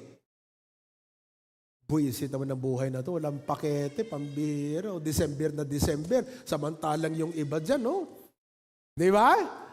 So we think that the quality of life ay nakadepend whether ang sitwasyon pleasant or not. Can I take your mind to a higher level? Can I take your mind to a higher level? The quality of life is not about whether situations are pleasant or not. I use the word pleasant, ha? Everybody say the word pleasant. And I know probably some of you, what you're going through is not pleasant. Hindi nakakatuwa.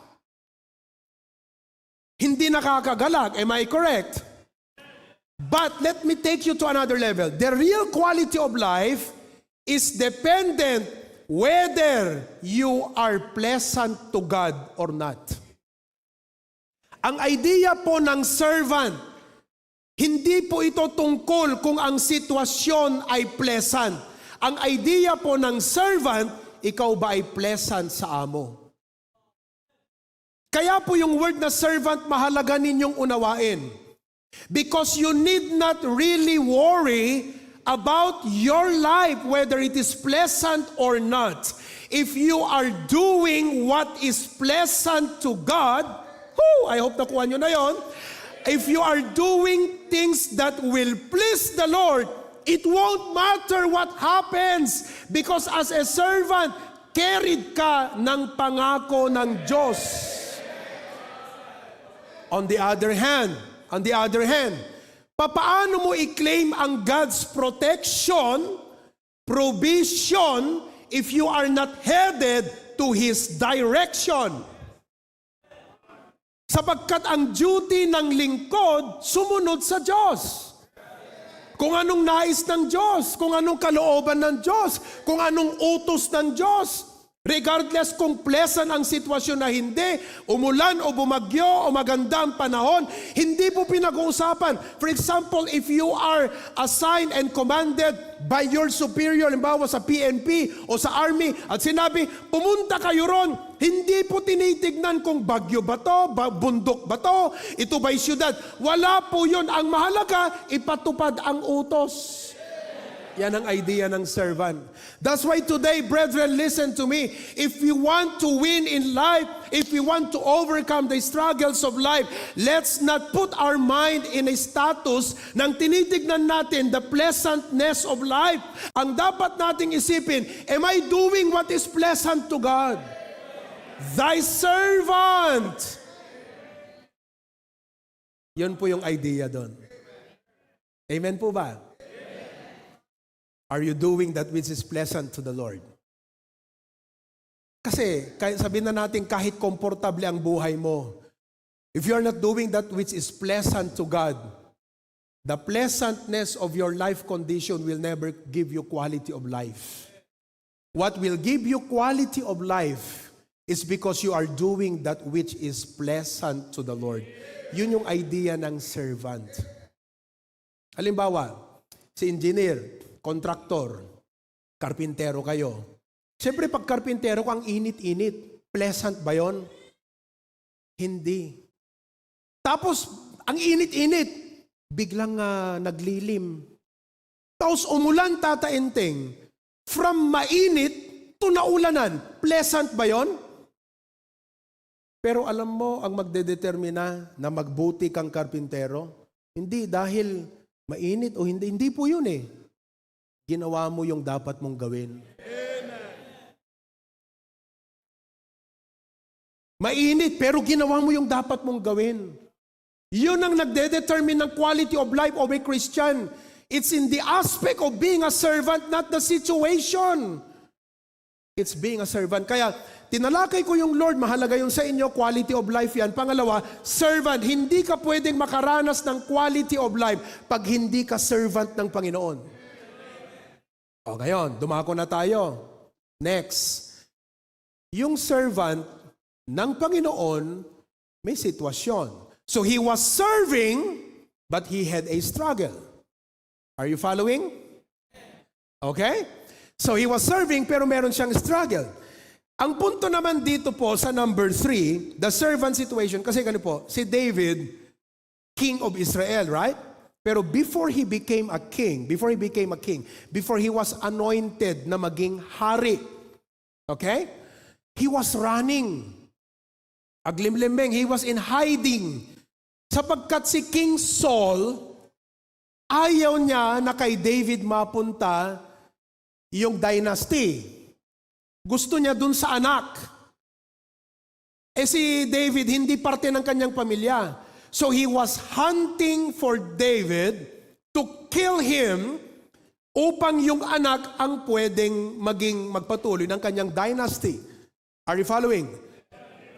So David now was promised by God, pinangakuan ng Diyos, ikaw ang susunod na hari. And with his situation, he was mocked, he was hiding in caves. Instead of being in the palasyo beside the king to learn how to be a king. No, nasa kuweba and he was facing a difficult life. It is on this situation na sinabi niya, Lord, totoo yung pinangako mo ha, maghahari ako. Ikaw ang nagsabi niyan, remember thy word. Hello? That's the situation. And listen to me. Alam natin yung Lord, servant na tayo na Panginoon, given na tayo dyan. But when we are facing a problem, that's when we struggle. Yun yung mahirap na sitwasyon. But I will not dwell much on that. Sapagkat, ang gusto ko lang ipakita sa inyo, pag naglingkod ka sa Panginoon, you're not going to face easy life. Ito, pakinggan nyo, magta-transition ako sa last point ko. We're about to end. Pero yung ending ko, mga 30 minutes pa. Kasi ito po, intro pa lang, kinukwento ko lang sa inyo muna. Pero yung application mamaya. May mga ginagawa po, kasi ganito tingnan nyo, pagka sa baryo, lalo na sa mga maraming bukid, paggabi, you turn on the light bulb. Pupunta ang maraming insekto. Ano't mga hawag di dyan ng insekto? Sup-sup. Oh, sep-sep. Asan si sep-sep? Sep-sep. Ikaw ba yon? Correct? It simply means when the light bulb begins to fulfill its purpose, it attracts bugs and insects. So when a child of God like you and me begins to do what pleases the Lord and the Master, just like a light bulb, you will attract problems. Satan will afflict you like Job. I'll not go through all the details. Your friends and maybe neighbors will mock you, make fun and joke of your life. May mga bugs, pero ito naman yan. Yung mga matatanda, napansin ko na pag yung ilaw, may mga bugs, meron silang kinakabit na dahon, branch. Ano bang tawag doon? Anong tawag doon? Insect repellent. O alam ko, insect repellent. Pero anong pangalan ng dahon na nilalagay doon? Ha? Ano tata? Kahit ano. Oo, di ba? Kahit ano. Naglalagay ng dahon. Kasi pag hindi mo nilagyan ng dahon, talaga, pag halimbawa yung ilaw nyo sa bahay, yung nabibili na yung glass na ganon na circular, naku, pagkatapos niya, pag umaga, titignan mo, ang dami ng insekto doon. Kaya lalagyan nila ng dahon to ward off. Ito po yung point na gusto kong ituro sa inyo ngayong umaga. O, ngayon, nagsisimula pa lang ako sa preaching. And then, I had to give to you this truth para ma-addressan yung reality. Kasi ayoko pong magsabi sa inyo ng magandang salita na hindi naman galing sa Biblia. Dapat yung mismong prinsipyo ng Biblia ang magbibigay wisdom sa buhay natin. So, I really took time to explain to you that. And then now I will draw the wisdom from this verse. Using this analogy ng light bulb, Ang dami insekto, naglagay ka ng dahon to ward off all of these insects. The thing is this, when you begin to function, pag ginawa mo na yung trabaho mo to please God. So again inalis ko yung mind na yung quality of life nasa pleasantness of circumstances. No. The quality of life begins when you begin to please the Master. But here's the catch. Here's the disclaimer. When you begin to follow the Master's command, when you begin to do God's will in your life, nag-church ka na, nagpi-prayer meeting ka, nagko-choir ka na, nagsiserve ka na, nagsusoul win, nagdi-distribute ng tracts, you begin to manifest some evidences of change and transformation in your life.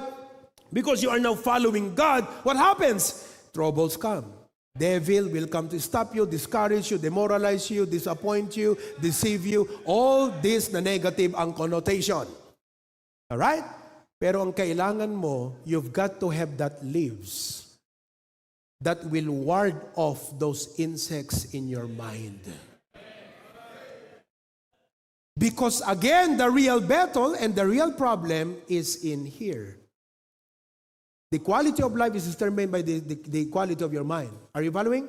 So kinakailangan ngayon, meron kang kind of dahon para yung wrong thinking mo, negative thinking mo, hopeless thinking, disappointed, frustrated, miserable, discouraged, losing heart, those are all states of the mind. All of that, ma-ward off yung mga insektong yon. Because you need not accept na yun ang dapat quality of mind mo. Yun ay mga insekto na dumadapo sa isip mo. At dapat ma-ward off lahat yan. Kaya ang ginawa ni David, he was in a miserable situation, but he did not want to feel miserable. Again, he was in a miserable situation, unpleasant po. Hindi po kaaya-aya at maganda ang kanyang sitwasyon sa buhay, like many of us are going through right now while serving the Lord. Pero ayaw niya na ang kanyang isip at pakiramdam, feeling niya miserable. And my problem as a pastor is though I try to help people, I try to train you and give you skills and sharpen your skill. You're serving, but you're struggling. You feel miserable. So you come to church like, man, bakit ganito ang Christianity ko? Bakit ganito ang church life ko? Akala ko ba, masaya, bakit ganito? Because you did not know how to deal with your mind. So ang ginawa ni David, miserable yung situation, ayaw niyang maging miserable siya sa kanyang isip, ginamit po niya ang weapon that will ward things off. At alam niyo kung ano yon? Hope. Binalikan niya ang kanyang master, at sinabi niya, Panginoon, my situation is desperate, it's unpleasant, and I'm doing what is pleasant to you. Yung pinangako mo, tuloy ba? Kung tuloy ang pangako mo, I don't care how desperate my situation is, I'm now okay. It's hope that will help you. It's hope that will make you strong. It is hope that will fuel you up every day. So what I'm going to do as I close, pero ito yung application, I will teach you. Kaya nga po, hindi ko pa binigay yung title sa inyo ngayon pa lang. The title of the message is this, Make the Bible your source of hope. Make the Bible. Itong Biblia. Okay? Make the Bible your source of hope. And I will teach you how to use this like a leaf to ward off negative things in your mind. I will teach you how to use the Bible, paano gamitin ang Biblia na parang gasolina ng sasakyan. Na hindi ka ang magtutulak, yung gasolina ang magtutulak sa sasakyan. I will teach you how to use this Bible like an anchor, so that even if you are troubled by many problems of life, struggling while you are serving the Lord, you'll not get to places where you should not be because you are anchored on this book. I'll teach you how to do that. Good? Fair enough? Kasi hirap namang umuwi kayo na, wow, blessing, tamang pangako. Hindi mo naman alam gamitin. So tuturuan ko kayo paano gamitin. Parang binigyan ko kayo ng tool set. I will now teach you the skill set. At ang susi, mindset. Equals asset. Mindset, skill set, tool set, equals mindset. Pag wala, buwiset. Okay. Now, yan yung topic ko sa Youth Fellowship ng Friday. Mindset, skill set, tool set. Okay. Let me teach you how to use the Bible as your source of hope. Number 1. Tatlo lamang po to. So now, watch carefully. Number 1, find a promise for your battle. Or battle. Find a promise. Ang pangako po, ang pag-asa ay dahil may pangako. No promise, no hope. And when there is promise, it creates hope. Amen, Brother Anton? Alam mo it doesn't matter how difficult your situation now. Pero ang magpapapursige sa'yo sa buhay, pag-asa. So you continue to serve, though life is struggling, but you don't have to be struggling because of this hope. So what do you do, Sister Hope? Buti pa si brother may hope. Hopya. Di ba Hope ang pangalan mo? Oh. Anong pangalan mo na ulit, kapatid? Si brother Wilfred. Oh. Kaya pala tumatawa siya kanina. Hope. Oh. Ang gagawin mo, find a promise for your battle. When you're facing career uncertainty, may pangako po sa Biblia para sa iyo dyan.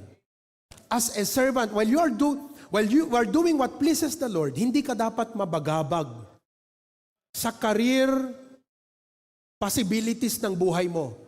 Sapagkat may pangako ang Diyos sa iyo, kargo ka niya. Doon ka humawak. Okay? Next. When you're facing health issues, sino po sa inyo may mga health issues? Bago ko na ituloy lahat yan, ang gusto ko lang sabihin sa inyo, don't just worry. Search the scriptures. Pastor naman, babasahin pa namin yan. Lahat, hahanapin namin yung pangako.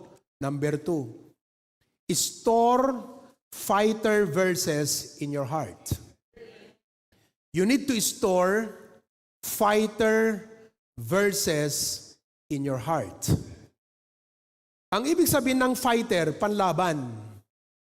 Kasi ang dapat mong i-overcome, dito eh. Kaya nga minsan, may willingness kang mag-prayer meeting, pero hindi kaya ng utak mong dalhin ka rito. Pero kung yung utak mo malakas, kaya kang dalhin dito yan. This is the problem. Not this. No. It's not a skill set that's your main problem. It's not your tool set. It's your mindset. You can be a skilled man. You know how to do a lot of things. You can have tools ang mamahal. Pero kung hindi maganda ang mindset, hindi gaganda ang quality ng buhay mo. Mindset is very important. And it should come first before anything else. So what do you do with that mindset? Lagyan mo yan ng fighter verses. For example, ito na ha. Bilisan yung mga opya ha. Use Isaiah 41:10 when fear overwhelms. Use Isaiah 41:10 when fear overwhelms. Pag ikaw ay nangingibabaw sa iyo ang pagkatakot, at pag ang tao takot, ayaw nang gumalaw, ayaw nang gumawa, ayaw nang mag-move forward. Minsan ayaw nga nang lumabas na ng bahay because of fear. Gamitin mo ang Isaiah 41:10 to strengthen your mind. Because Isaiah 41:10 is a promise at ang sabi po, basahin natin ang Isaiah, fear thou not. For I am with thee. Totoo, Lord, ha? Papaalala ko lang sa iyo, Panginoon, ha? Sa problema kong ito, kasama kita, Lord, ha? And I don't care how big the problem is. Kasama kita. Magwawagi ako. I am with thee, sabi ng Panginoon. Be not dismayed, for I am thy God. I will strengthen thee. I will help thee, and I will uphold thee with the right hand of my righteousness. Use Philippians 4:19 for financial needs. Numadama agparparikot kayo, anaman isa ang tatun aldawan, maibos tay gasulen nalagan di gasulen. Pati tay lata nga pagbagasan nalagan pa yan. Pati ref nalaganan, pati datayo nalagan tay aminen. Yung mga Tagalog hindi nyo na-gets. Magaan na ang lahat. Pati pitaka magaan. Bag magaan, wala na. Magaan na tayong lahat. Financial difficulties. Naglilingkod ka sa Panginoon, nagpi-prayer meeting ka, nagkukwire ka, nag-a-usher ka. Pero ito yung mga alalahanin ng buhay mo. Isipin mo yan, kumakanta ka, kaya pala hindi makangiti yung iba sa inyo. Na kahit sinabi ko, ngumiti kayo. Hirap. Kasi po ito mindset. Pag na-fix mo to mga kapatid, everything will follow. Inuulit ko, mahalagang skill set, mahalaga ang tool set, pero mahalaga ang mindset. Ang sabi ng Philippians 4:19, "But my God shall supply all your need according to His riches in glory by Christ Jesus." Panginoon, totoo ha? Pinangako mo, Lord, you will provide. The word is supply. Ilang pangangailangan? Lahat. Sino po sa inyong may mga pangangailangang inaalala ngayon? Oh, kunin nyo yung verse na yan. Let that word of your worry about your needs. Use Isaiah 40:31 when life drains you. Use it. Fighter verse mo to. Itong panglaban ko sa aking sitwasyon na, I have a lot of responsibility. Kasi pong Isaiah 40:31, tungkol po yung sinabi, kahit daw ang mga kabataan nanghihina. Strength, even the youth shall faint. Can you imagine, itong mga kabataan, pag naglaro kami ng basketball, uupo na ako, parang nagsisimula pa lang sila. 2 oras na kaming takbo ng takbo, parang nagsisimula. Diba? Lalo di kita'y buwakaw, han na may ibusan direkta. Man, I tell you, santo na maibusan direkta no agmalas na makasyut. Pero Isaiah 40:31 says, look at verse number 31, "But they that wait upon the Lord shall renew." Panginoon, ang dami kong responsibilidad. Dumagdag pang problema, dumagdag pang pangangailangan, dumagdag pa itong masamang balitang naraman ko ngay Panginoon. Hindi ko na alam mahina na. Sabi po, "They that wait upon the Lord shall renew their strength. They shall mount up with wings as eagles. They shall run and not be weary. They shall walk and not faint." He was in a miserable situation, but he did not want to feel miserable. So he had to review the hope and remind God of the hope. Not to remind God sapagkat ulyanin ng Diyos, but to encourage himself. Use Philippians 4:6 when anxiety arises. Ito po yung gusto kong itulong sa inyo. Use Philippians 4:6 when anxiety. The word anxiety means pag-aalala sa mga alalahanin, sa mga problema, sa mga cares of this life. Yung mga nasa Australia, inaalala nyo yung papers nyo, wala pa hanggang ngayon. Student visa ka, uncertain ang future, gusto mo magka-PR, gusto mo magka-citizenship, and you are serving God. And you sometimes will say, kaya yung iba, nawawalan na ng ganang mag-church, kasi parang, hindi naman kami tinutulungan ng Diyos, wala naman. Sabi po ng Philippians 4:6 ay ganito po, "Be careful for nothing," meaning, don't worry about anything. "But in everything by prayer and supplication with thanksgiving, let your request," magsumamo ka sa Kanya. Everybody say the word magsumamo. Hindi lang dumulog, magsumamo. Kung anong pangangailangan mo, sabihin mo sa Kanya. I like this part, use Romans 8:28 during disappointments. Tinanggal ka sa trabaho, samantalang ikaw yung more qualified. Nakakapanlumo, di po ba? Minsan nakakagalit, di po ba? Pero anong panlaban mo sa negative na iniisip mo? Romans 8:28, all things work together for good. May purpose ang Panginoon dito. When He closes a door, it's because He might be opening another one. It's a better one. And if you have all of these verses and you stand on this foundation, you can serve God though you are struggling, but your mindset is working well. Mindset. Sabi mo sa katabi mo, mindset. Mindset lang yan. Mindset lang yan. Siguro iniisip ninyo mga bisita, ang tagal naman ni Pastor mag-preach. Mindset lang yan. Sa mga members po namin, bitin pa to sa kanila. Am I helping you? I hope I'm helping you. I am not here just to preach a sermon or a message and that's it. I'm here to help you. I want you to go equipped, strong, not only able to serve God, but strong serving God. Not only willing to serve God, but able to serve God. Use Matthew 11:28 when emotionally exhausted. Gamitin niyo po ang Matthew 11:28 when you are already emotionally exhausted. Ang ibig sabihin ng emotionally exhausted, hindi ka na, you cannot emotionally be positive with people anymore because you're emotionally exhausted. Pagod ka na eh. Ang sabi po ng Panginoon sa Matthew 11:28, "Come unto me all ye that labor and are heavy laden." Sino po sa inyo ang may kinakargang mabigat ngayon na problema? Yung katabi mo, ngingiti-ngiti, ang ngiit-ngiit, detang ada problema na, deta. Everyone is fighting a battle you know nothing about. How we wish dito na lang tayo sa church, ang sarap ng upuan, komportable, aircon pa, magandang mga awitin. Parang ayaw mo nang pumasok sa trabaho bukas. Kasi nandun na naman yung pasipsip. Di ba? Parang gusto natin church na lang everyday. Wala nang work. Wala nang school, wala nang ganyan. Heavy laden. Ano sabi ni Jesus? I'll give you rest. Rest is not in a place. Though physically, place can give us rest. But in the mindset, rest comes from a person. And that's Jesus Christ. Use Jeremiah 29:11 when you fear the future. Gamitin mo ang Jeremiah 29:11 pag ikaw ay nababagabag sa iyong kinabukasan. Lalo kung may sakit. Sino po sa inyong may sakit, maliit pang anak? Paano pag mamamatay na ako? Hindi pa. Hindi pa. Sabi mo sa katabi mo, hindi pa kapatid.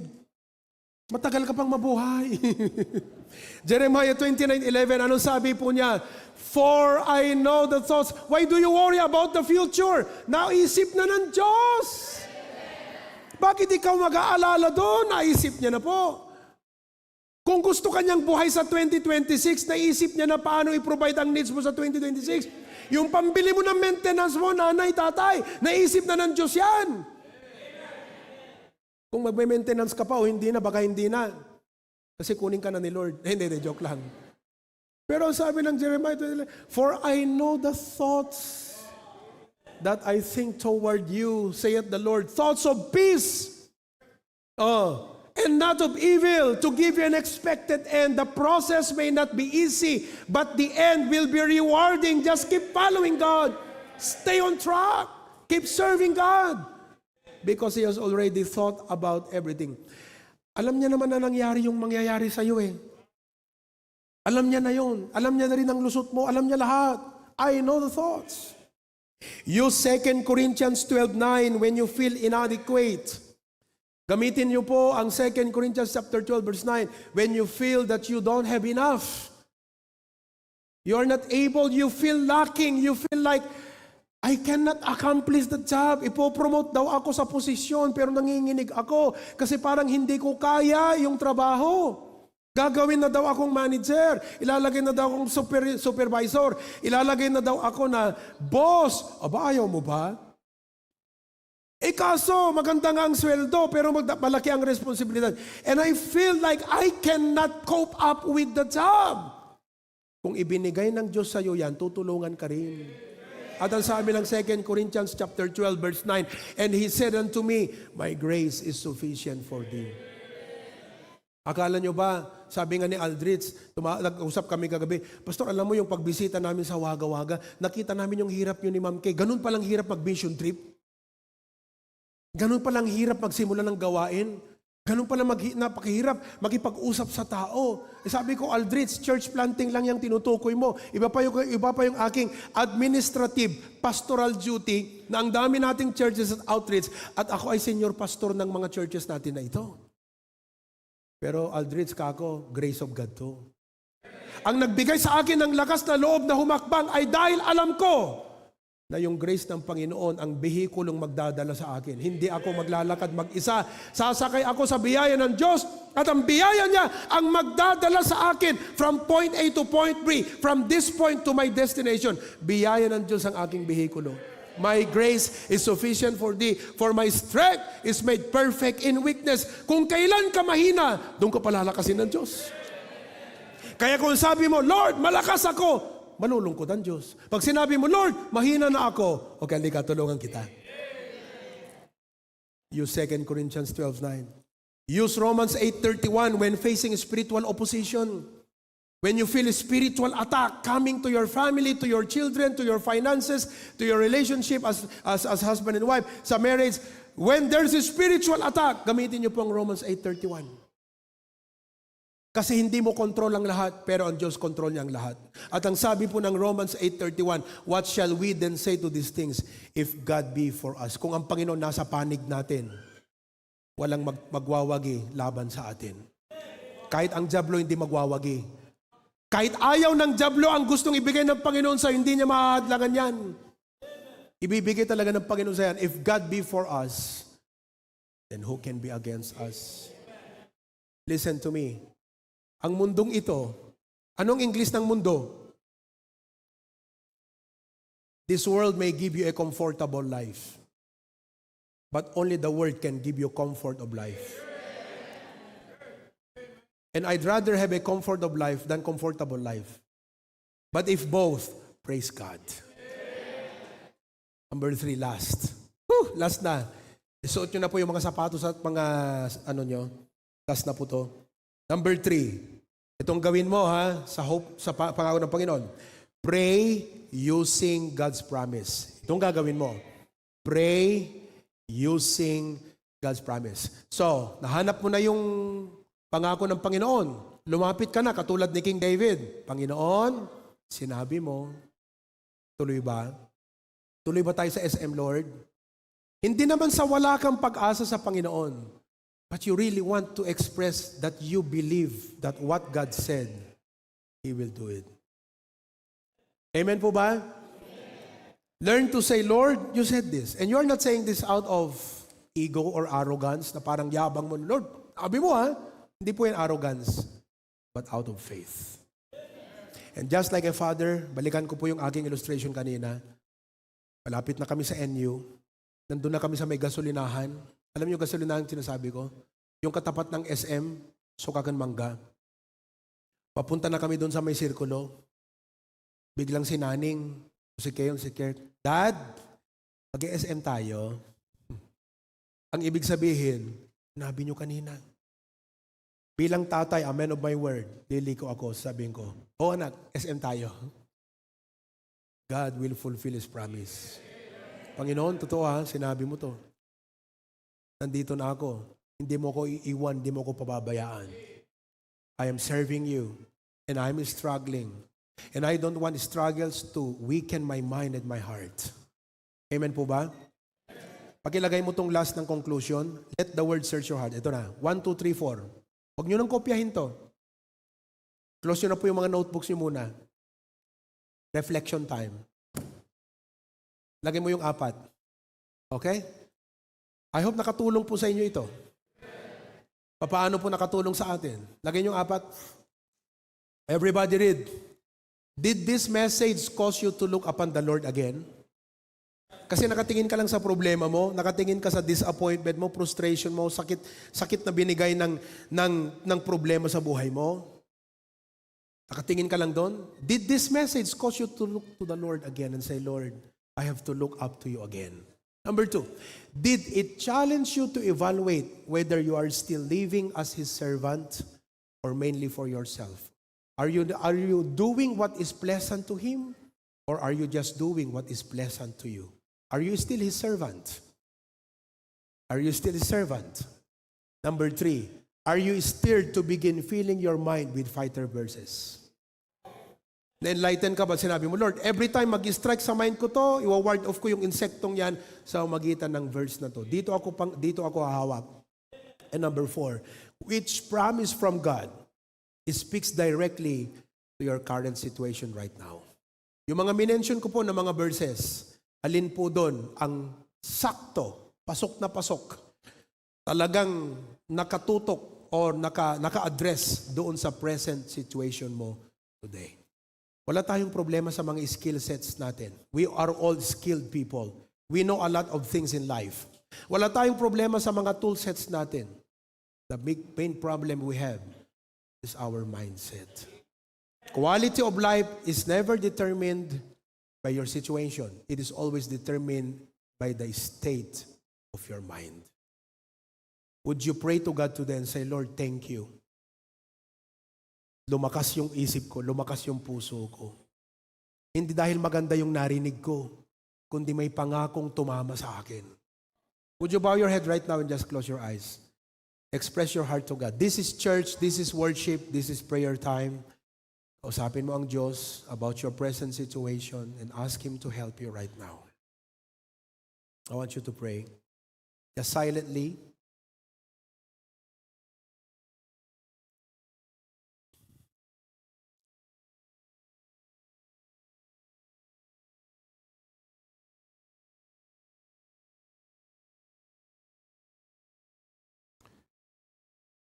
I forgot a verse, but I'd like to remind you.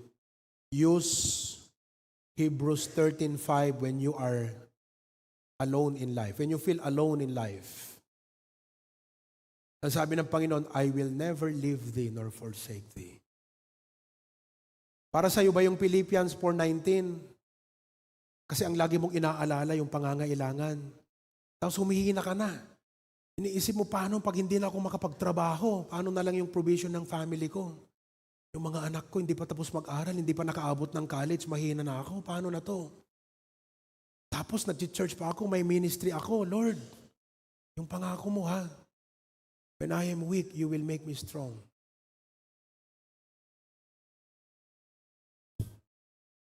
Praise God.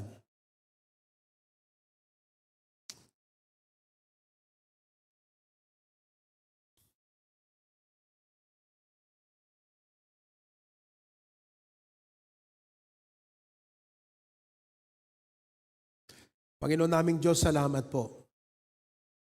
This is a Thanksgiving Sunday. We have many reasons to thank you. But the message gave us a deeper reason to thank you. You did not only save us, you did not only call us to serve, but you committed to sustain us. And thank you, dear God. Ang laking bagay ito sa amin ngayon. Lumakas yung pananampalataya namin. Lumakas yung aming loob. Not just we can say everything will turn out right, but you will make everything turn out for our good. I pray that you bless. Di ko alam ang problema na bawat isa, mga kabigatan. It's just very wonderful thing today that we were addressed sa sitwasyon na hindi lang kami nagsiserve, kundi may mga struggle sa buhay. At Panginoon, you do not only care for us serving you, you care for us in the aspect of our struggles in life. That's why here we come to you and cast our cares upon you. In Jesus' name we pray. Everyone says? Sino po ang na-bless ngayong umaga? Na-bless, ibig sabihin, nakatulong sa inyo yung message. Amen? Baunin nyo yan ha? Amen? Ngayon po, tumayo tayo. Let us sing, I have been blessed. Let's thank God. Meron po tayong Thanksgiving offering sa ating Panginoon ngayon. So, I have been blessed.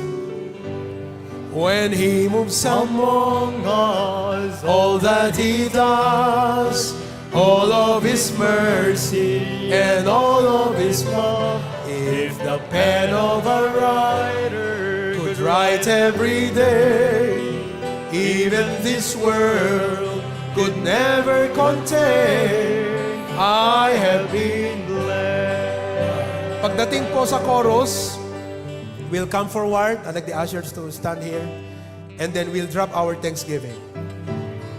Warmth in the winter, flowers that spring, laughter of summer and the changing of leaves, food on my table and a good place to sleep, clothes on my back and shoes on my feet. I have been blessed. Amen now. I have been blessed. Come on now. Precious are His thoughts of you and me. No way I could count them. There's not enough time. So I just thank Him for being so kind. God has been good, so good. I have been blessed. Verse 2 now. Arms that can raise, a voice that can talk, legs that can talk, hands that can touch, ears that can listen, eyes that can see. I've got to praise Him as long as I breathe. I have been blessed. Amen now.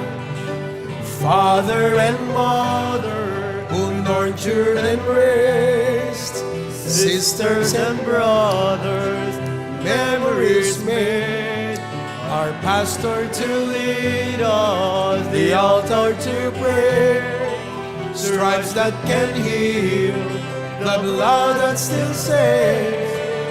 I have been blessed. Chorus now. I have been blessed, God's so good to me.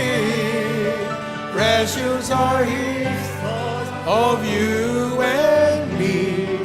No way I could count them, there's not enough time. So I just thank Him for being so kind. God has been good, so good. I have been blessed. Last verse, amen.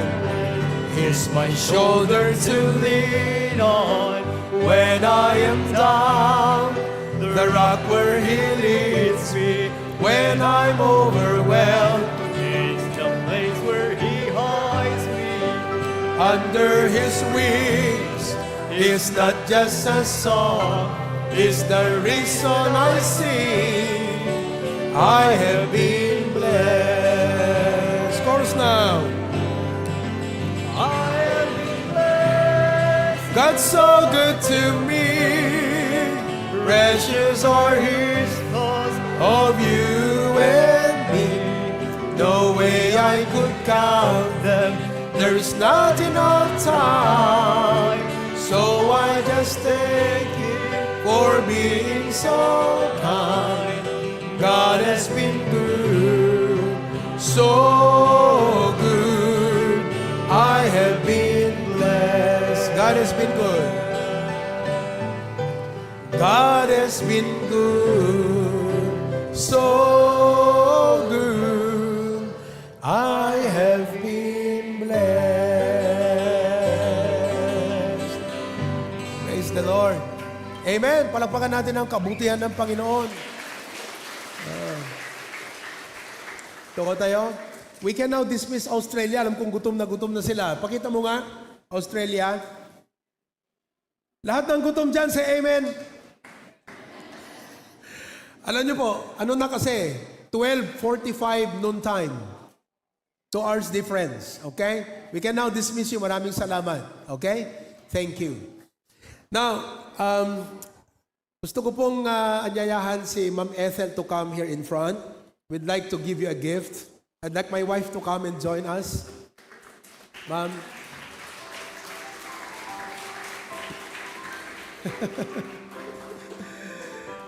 Nakaragsak kami nga nakaumay kayo, ma'am. Thank you. Ito po ay, alam niyo naman to Holy Bible. Tinagpintas dito, ma'am. English, tapos ada Ilocano na. So, para sa inyo po ito. At this is our daily bread. Araw-araw po yan, starting sa January 1. Ang ganda po ng mga topics. So, araw-araw nyo pong babasahin along with the Bible. Okay? And we hope to also visit your home sometime para maipag-pray namin yan. Thank you very much.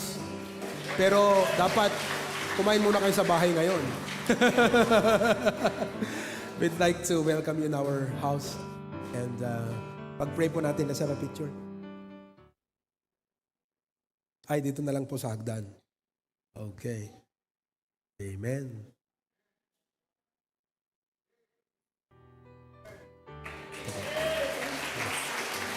God bless po. Okay. Paikutin natin ang ruleta before we go.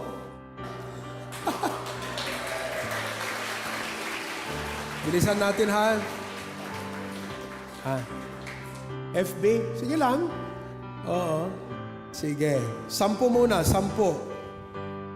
Dito sa main. Tapos doon naman sa Apari. Salamat sa pag-respond, Dinong Rene. Si-share natin sa Apari yung blessings. Okay? 10. Bilisan nyo na lang. Pag nandun yung name, punta na kayo rito.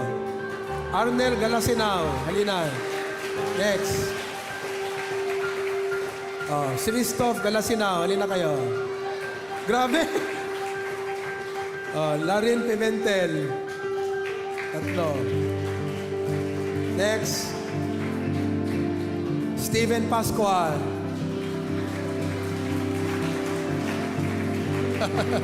Corazon Magcalas.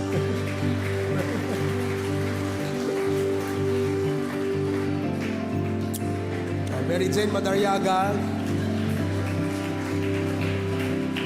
Tricia Reyes. Ilan na yan? 7. Jenny Pasion, pang 8. Stephen Dancel. And last, Janber Reyes.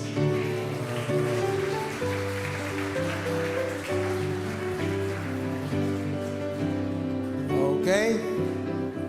Receive your blessings. Amen. Thank you for coming. Praise God. Asan na yung ano rito kanina? Yung tig 500?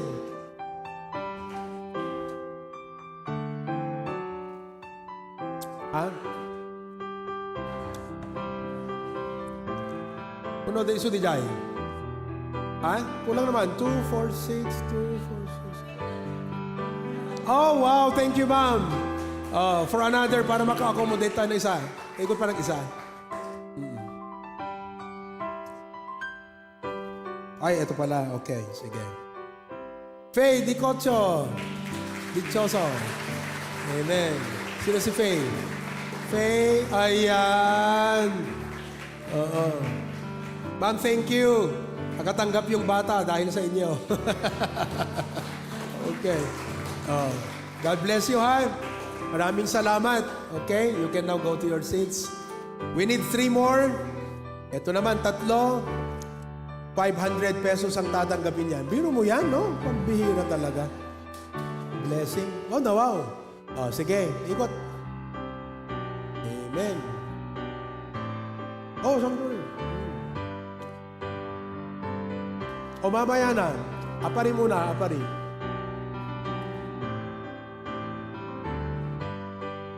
Sherman Siribay. Sherman Siribay. Next.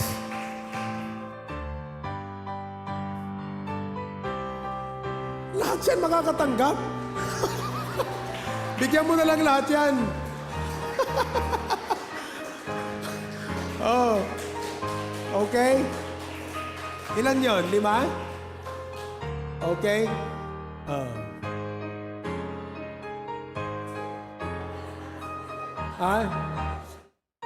Tsaka 2 500 or 6.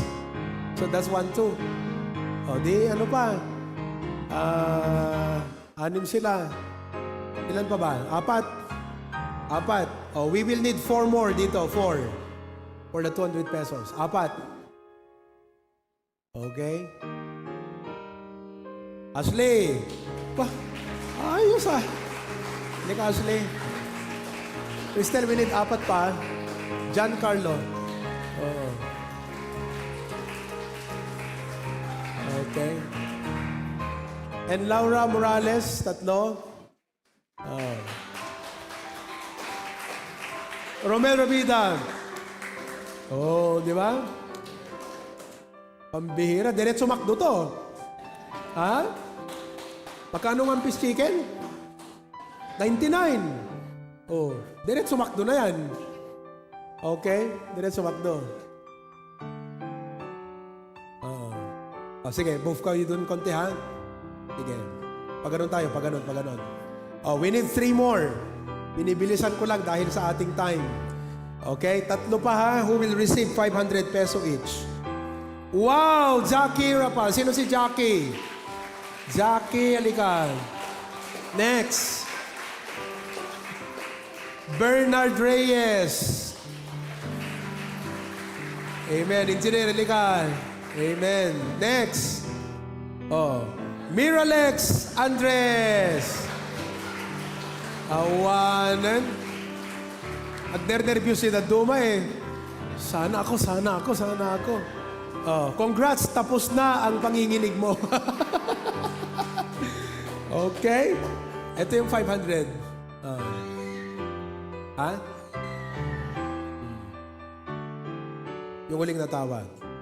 Okay. Praise the Lord. Amen. There will be more during the family conference. At lahat po ng ating mga prizes na tambiolo on the family conference will be in the afternoon. Sa hapon. Okay? Kaya pag nag-attend po kayo ng umaga, diretso hanggang hapon yan. Sino kada kayo naka-register rin? Tayong natiima na. Naka-register na kayo. Okay. Sino ang magre-register ngayon? May registration tayo sa baba. Yes. Mag-register kayo. Malay ninyo, 150 ang registration nyo. Tapos nanalo kayo 500. Di more sulit yon. Di ba? Amen. Kasi po, ang mga bubunutin lang doon sa ruleta, yung mga nakarehistrado. Pag hindi rehistrado, wala kang pangalan sa Book of Life. Kaya magpa-register ka. Amen? Okay? Oo. Kumpleto na ba? Kulang ng isa?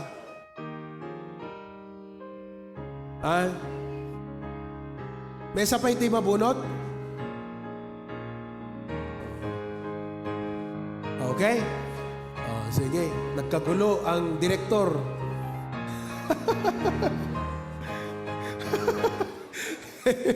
Amen. Amen. Congratulations. Palakpakan natin sila.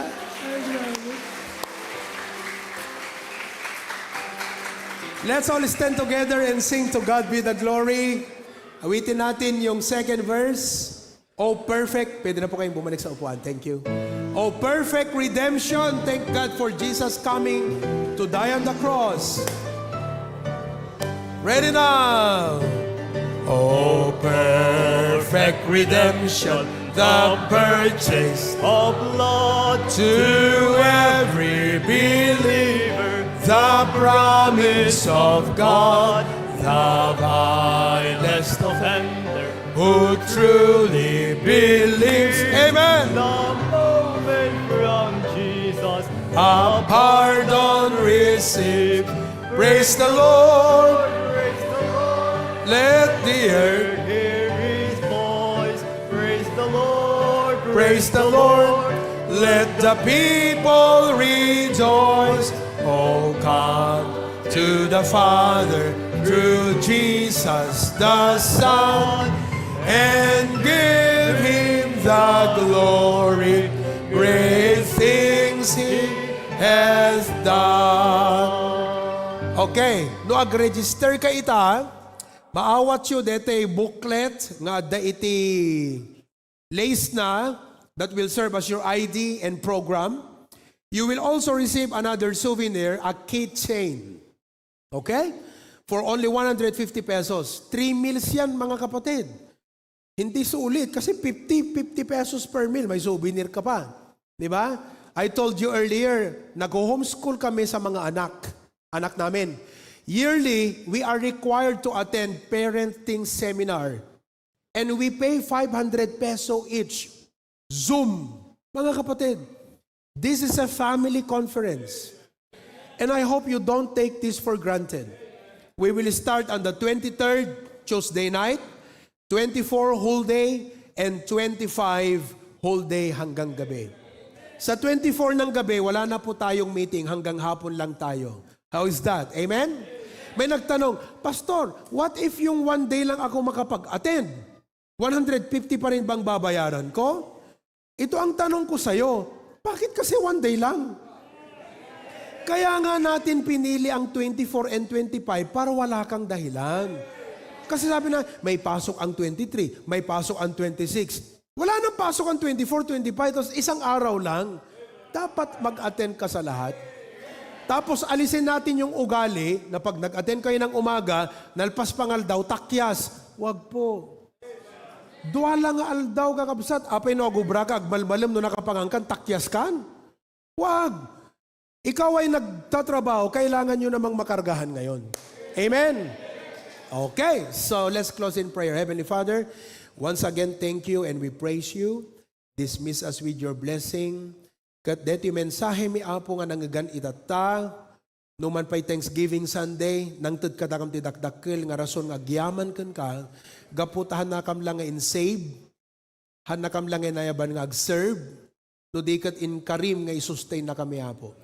So, bless us as we go home and bless our service this afternoon. In Jesus' name, amen. Tun malem, kakabsat, dito'y tayong ag-servicen. We'll see you at 3 p.m. Okay? We'll have the service here at 3 p.m. Now, last, bago kayo lumabas, mag-register po sa baba.